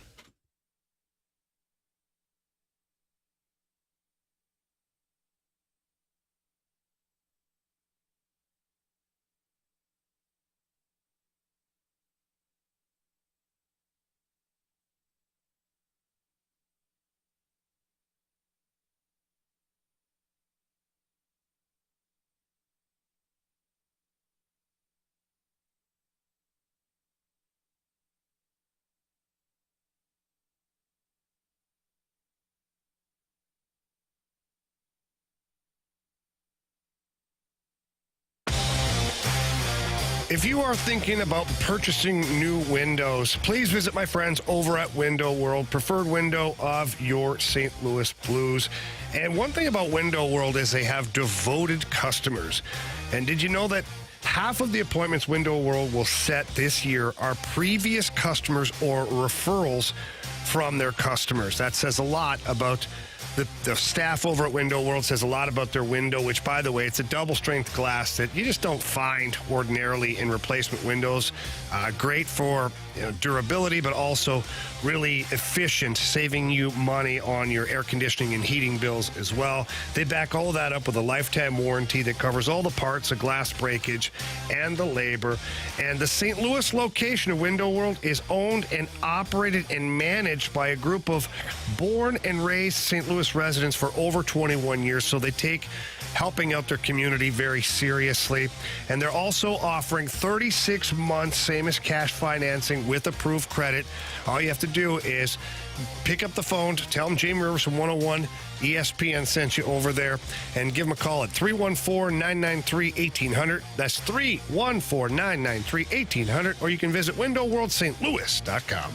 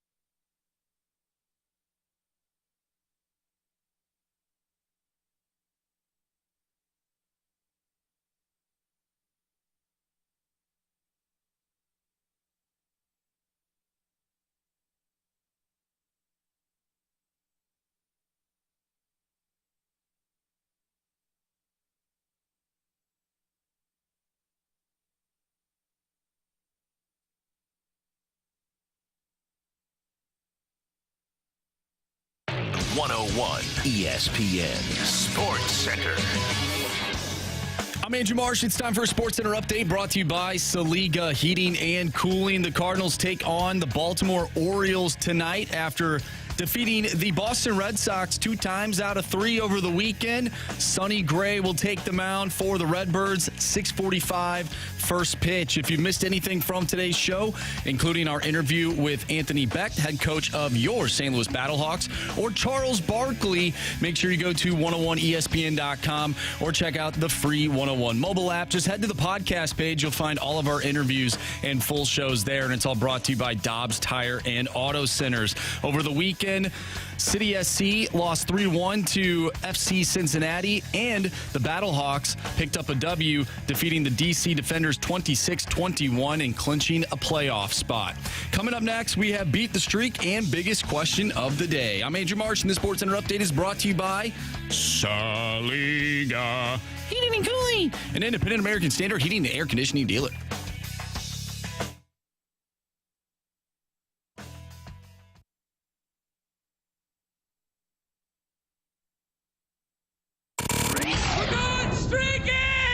Hit baseballs. All of my successes depend on me. You ready to hit? The hits just keep on coming. And his first big league hit is a bullet up the middle. All right, time to play Beat the Streak here in the Fast Lane on 101 ESPN. Marsh, what do we got for updated standings? All right, so I have a streak of 5 right now. Carey has a streak of 4. Wow. Jamie and Hayden have a streak of 3, and Anthony, your streak is at 1. All right. Well, Marsh, without further ado. All right. Unfortunately, I'm going to pick a Baltimore Oriole tonight. I'm going to go ahead and pick Colton Cowser to record a base hit. All right. Well, that's good because I have 2 guys that I really liked at the top of my list, and they're both still available. I got to pick the right one. Give me Nolan Arenado. Okay. Wow. What's wrong? I just didn't think you were going to go there. I thought about going Goldie. He's got like a 6-game hitting streak. 7-game hitting streak. All right. Who is it now, Marshy? You're up, Jamie. I'm going to go with a guy who has just been doing nothing but hit recently. Alec Burleson. Yeah, good for you. Okay. Hayden. I also am going to go with the Baltimore Orioles because if, you know what, just Adley Rutschman. Give me Adley. Okay. Wow. And I'm going to go with Gunnar Henderson. Do you guys not know who's on the mound for the Birds today? Yes. Hasn't fared well the last couple of times out for him. Very true. Hayden, you just hush your mouth, CD's sir. face. All right, so Hayden's got Adley Rutschman. Marsh has got Colton Cowser. Carey's got Nolan Arenado. Jamie went Alec Burleson, and I have Gunnar Henderson. Hayden, good luck, man. Sounds like a plan. See you tomorrow. Take care. See you tomorrow. Oh, I like to see you tomorrow. Oh, no. What happened? Fade or follow. Yeah. He didn't, He texted in. He said the streak is over, but it was one hell of a run. It was He got a bad line, too, because 7.5. Well, we didn't know that. That next AJ hour after we did Fade or Follow, it came out that he was inactive. Yeah, that's bad. The line only dropped 2, though. They won by 5. So and it was 5.5, so he would have lost no matter what. But still, that was a great run. Yeah, did a good job. Yeah, he did. He's got the record. He does. Yeah, 3 weeks. How many weeks was it? 5. 5 weeks. 5 or 6 weeks. It's a good payday. Yeah, it is. Came on the show 6 weeks, but 5 wins. Yeah. All right. Time for the biggest question of the day. It's time for the Fast Lane's biggest question of the day. All right, gentlemen. Well, over the weekend, Skip Schumacher had an interesting post-game comment about his pitcher, Sixto Sanchez. I want you to listen to the audio, and then we'll answer the question of, are we still angry at Ollie for calling out Tyler O'Neill? Now, we've heard Ron Washington call out his players, but now it is a fan favorite, Elisa fan favorite, Skip Schumacher doing this. Take a listen. So if he wants to start at this level, he's going to have to be better in the first inning. It's just what it is. We had a heart-to-heart underneath, and so did Stott. It was better, obviously, the second through the fourth inning, but he's put us in a hole early. And this level, it's tough to come back from 4 runs every single time. And it's not giving his teammates a chance to win. Nothing wrong with what he just did. He's right. We talked about it last week when Lance Lynn dug a hole of 4 runs in the first inning, too. Yeah. I think that, I think the question is these managers that are now calling up their players. And I remember talking to Marshy in the office before the show saying, got Ron Washington calling out his player. Now you got Skip calling out his pitcher. And then I just think back to last year when Ollie called out Tyler O'Neill and everybody went berserk. Right. That goes back to exactly what I was just saying about your coaches, your managers having to have the ability to call out players and tell them about themselves. If you are in an organization where you can't have open and honest conversations about a guy not performing well or not meeting the standard, your team is going to stink. And just be prepared. Like if you go crazy, oh, how dare they talk? Man, listen. If you were able to be in earshot of some of the things that I've had said about me, about some of my teammates, I'm sorry about that. You as well. You meant your coach. Okay, yeah, those guys. Some of the things you have heard about yourself in a meeting. Oh yeah. If you got thin skin, you'll never survive at that level. So you have to be able to, managers, coaches have to have an ability to tell you the truth about where you are and what you're doing and if it's good or not. If it's not, my coach would tell me, he told us all the time, Kirby Wilson would tell us, our job is to tolerate you till we can replace you. Yeah. That's everybody on this roster. Yeah, we are actively looking to replace you every single day. Mm-hmm. And your job is to make sure there is nobody that can replace you. Right. If that's not how you're working and go about your business, you're going to be looking for work. And get out. You know what I think is funny? Is that, for years people be like, well, the coach can't call out the player in the media and the manager shouldn't call out the player in the media. Here's my thought on that right now is the games are readily available for everybody to watch the games. So is the manager really calling out the player, or is he just simply describing what you had to watch? We're seeing it. But it's not like it was a behind closed door something that happened, and then you drag it out into the media. It was like, oh my goodness, I had no idea he was so bad in the first inning. Right? No, Yeah. So you saw those 4 runs cross the plate. Yeah, you didn't. Right. As far as I'm concerned, as long as it's not a malicious attack on the individual, but it's just directed towards their play, everybody saw it with their own eyes. They've already formulated their own opinion, or they're already angry about it. Yep. And Skip did nothing there wrong. He called out the fact that we can't start the game down 4 runs. We just can't. Right. One, we're not good enough to do and he said he talked to him. So we had a private conversation. Yeah. So, and I'm just repeating what you all just watched. Right. The water boy texted and he said Anthony calls out his team all the time. No doubt. Yeah, you have to. Well, I think he's talking about us. Yeah. We got to be better. The things he says to us. Well, Jamie, you were complaining to me the other day about what he told you back in the office. Oh, yeah, absolutely. I know you and I talked about it. I'm sick of it. It's becoming a little bit much. Yeah, it's a lot much. Yeah, he's always on us. Look at the guy, fresh what haircut, we're doing, what we're not doing, and how we need to be better. Names, we screw names up every now and then. He just harps on it at times. Oh, he gets all over us. Yeah. I mean, if I can't want it more than you guys want it. You know what I mean? I can't want it for you. Huh? You have to perform. And that's all I say. And so I'll say it here to the listening public. What I tell you guys. If you guys aren't giving everything you have in every segment, I'm going to call you out. And we hear it a lot. So. How we do anything is how we do everything. I've heard that a time or two. You know what I mean? Yep. Oh, boy. So if you allow yourself to be sloppy around the office, you're going to come in here and be sloppy. You're 100% right. Can't have it. Extra sloppy. We never know what segment is coming up, Jamie. Like he was harping about that. You guys asked me right before we go on. Well, because he He misleads us too sometimes. You know? Well, Jamie, this is the private conversation that you and I have had a lot, where you blame other people. By the way, yeah, absolutely. Carey brought up messing up names, and we, sometimes create new names. Did you see the tweet I sent you guys last night about the Detroit Tigers stat? Yes. Would you like me to read it? Yes, this is really good. I thought of one name specifically, and I wonder if you were thinking that too. So this is from the Bally Sports, the Tigers broadcast. First Tigers pinch hitter thrown out at home while stretching a triple into an inside the park home run since Ira Flagstead in 1922. Do you think he was a teammate of Schoolboy Rob? Yeah. Do you think? I mean, possibility. Maybe. Probably. Were you thinking of a different Ira? Oh, man. Was that the name you were thinking of?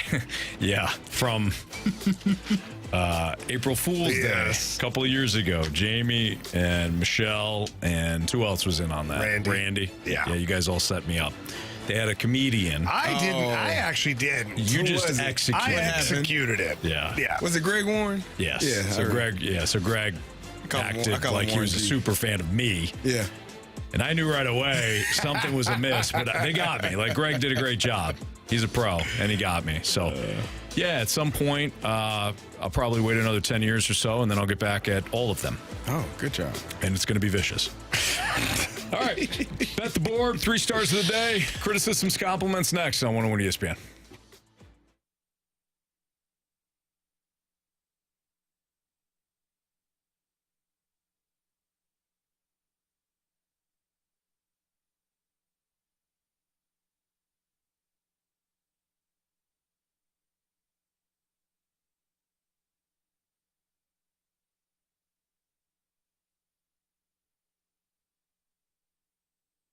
The medicine shop in St. Charles, they're always taking care of everyone. And fellas, right now, if you are using ED meds and you're paying too much for those ED meds, get over to the medicine shop in St. Charles. They are your destination for cheap ED medication. They've got a generic called sildenafil for less than $2 a pill. Prescription is required, of course. And if you have a medicine that you take on a regular basis, but you're unable to get to the pharmacy, and maybe you got crazy hours, maybe kids in sports, and you're just busy all the time, well, take advantage of their free discreet shipping and delivery to your home or your workplace. I use this service all season long and in the off season, and I love it. And that's over there at the Medicine Shop in St. Charles. They're not a chain, so you get that quality customer service that you deserve. They've got a full pharmacy over there, and the representatives they just can't wait to answer your questions and help you out. I go in there all the time with different little questions. A recent one, again, allergies. I know I'm not the only one that's suffering from allergies. Well, the Medicine Shop in St. Charles, they took care of me, hooked me up with a nice daily medicine, and that's because they care. And I care about you guys as well, so please get over there. Tell them Jamie Rivers sent you in. If not, visit them online at stcharles.medicineshop.com.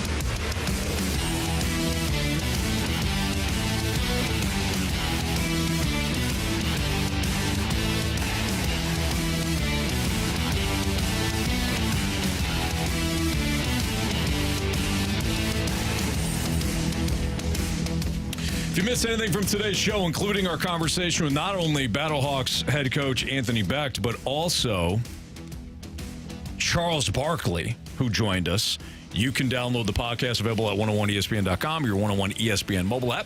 It's all brought to you by Dobbs Tire and Auto Centers. All right, let's bet the board, gentlemen. Marsh, what do we got for standings? All righty, let's look at these. Anthony, me and you, or you and I, are tied 7-6. Carey is 5-8, and Jamie is starting to wiggle his way back in. He's 4-9. Right, there you go. All right, Marsh, go ahead.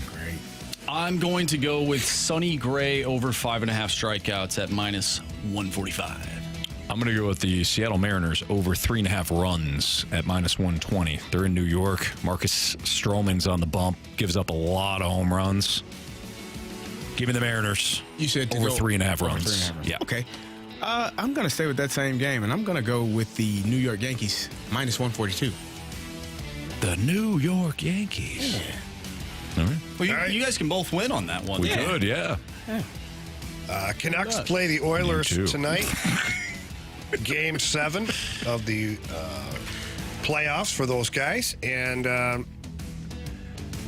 going with a prop bet. Whoa. Going shots on goal. Right now, JT Miller is set at 2.5. I'm going to go with the over. What? Yeah. Okay. I like it. That sounds good. Thank you, Anthony. Yeah, you got work to do there, Jamie. Oh, I know. You specifically, you're just bringing up the rear. Absolutely. He's 1 point ahead of you. Don't you? Hey, ahead is the point that you need to be. No, you're right. Yeah, 1 point. You're right. Hope you don't catch me. All right, Marsh. Criticisms, compliments. We got from the 636, a compliment for Anthony. My wife helped someone wearing all Sharks gear yesterday down on Main Street. Just want to say thank you for supporting small business. Look at you, Anthony. Good job. Wasn't me. Very proud of you. Not a Sharks fan. Yeah, you got on. Come on, stop. He's a Rangers fan. He doesn't know what he is. From New York. I'm a human being. Well, that's true. Except for 2 to 6, Monday through Fridays. If I got you a Sharks jersey, would you wear it? Oh, yeah. Why? He'd have to just put it in his closet with the other ones. Ah, shoot. Yeah. You wouldn't wear it? Although he did have that one put in a frame, so maybe he'd have room for another one. Oh, yeah. Okay. It was Timo Meyer's jersey, and all it says is hand pass. It's in a frame. He has more jerseys hanging in his wall than Charles Barkley does. He does. I love that. Was it Brian Dawkins, he said? Yeah. Dawkins and Ron Hextall. My goodness. I mean, it's two. I mean, they're both from they're Philly players, right? So that makes sense. But that kind of random. It's funny. Chuck turned down my jersey. I was going to give him a Florida Panthers jersey. Yeah, too. that one game. That one game. He didn't want it. It's a collector's item. Certainly is. From the 618, you guys are cooking today, by the way. Great show, other than that awful take, of course. Now, I don't know what Which take take it was was. Oh, wow. That's a good way to do that. I don't like him talking to you like that, Carey. Yeah, I don't. You know, it wasn't the take about the damn City Connect jerseys that Anthony kept spewing solid all show. It's fantastic. I think it was your love of Mo that probably got Probably. Yes. You know what? You're probably right. Texter, We didn't make many friends today, CD. I know I didn't. I made more enemies. I'm okay. Yeah. It'll be all right. From the 314, Who, me? No, I'm fine. You're going to fire me. Maybe 10, 15 years ago, I'd worry. But not today. the 314 says, Chuck was awesome. Jamie's friends are the best. Carey has the best takes. And Anthony, please stop holding Mo and BD3 accountable. I can't take another speech. Fair enough. Right. Yeah. That's actually pretty funny. Well, this actually says, please stop holding them accountable. Right, because they don't want Bill DeWitt III or Mo to have another Press interview, conference. press conference. Yeah. Well, it's usually please start holding them accountable, but it's good to know that people are seeing someone your here work does being done. Yeah, Very thank proud you. of you. Thanks. Much needed that. here in St. Louis. Yeah, thanks. You're standing alone there. From the 314, I'm sick of Anthony not being called out for being so against wearing a Speedo. Have self-love for your body like Jamie does. First of all, the Rangers won, so Jamie's got to wear the Speedo. I don't care. Fine. You'll have to stare at me in that thing for 4 hours. It actually is a punishment either way, isn't it? Damn, that's I'll right. I'll make sure I bend over and pick up a lot of stuff that day. Yeah, we're not doing that. We're not doing that Put at a all. blanket, a sheet right here. That's one day we'll pump up the heat in here. Oh, boy. I'm okay. I'll pass. Got a text from Thanks Dad. Thanks Dad, always coming with the heat. Good stuff here. Mo thinks he's a legend, and he knows that legends never die. There you go. Yep. Well done. Well done. Well done. Mo is. He's a legend here. Yeah. Yeah. Again. All right, let's get to our 3 stars of the day. Our 3rd star of the day goes to the City Connect uniforms. Yes. Oh, yeah. Well deserved. Love them. I think it's great that they got the 3rd star. Yes. Our 2nd star of the day goes to Anthony. Becht. Yep. I knew where that was going. That was awesome. Yeah. That's funny. Really well played. And our 1st star of the day, of course, goes to Sir Charles Barkley. Yeah. Chuck. Good job, Jamie. Appreciate you. Thank you. Well done. Yeah, Jamie, thanks for the a lot of fun. The hookup there with. Anytime, boys. Okay, Chuck. All right. We have an instant replay show coming up from 6 to 7 for Andrew Marsh and Carey Davis and Jamie Rivers. I'm Anthony Stalter. Appreciate everybody tuned in throughout the course of the show today. Shout out to the Snake Pit, as always. Very active today. Thank you to Ed, John, 618. Anybody else that left us a mic drop? If we didn't get to yours, maybe we'll get to it at some point. We appreciate you being interactive throughout the course of the show, though. We really do. So we've got great content coming up again tomorrow. Don't forget the Orioles in town. Take on your Redbirds tonight. It'll be Dean Kramer versus Sonny Gray. Sonny's got to bounce back here. He'll be fine. Tough lineup, but he's been great at home thus far. So hopefully he'll rebound. For Andrew Marsh, Carey Davis, Jamie Rivers, I'm Anthony Stalter. We will see you.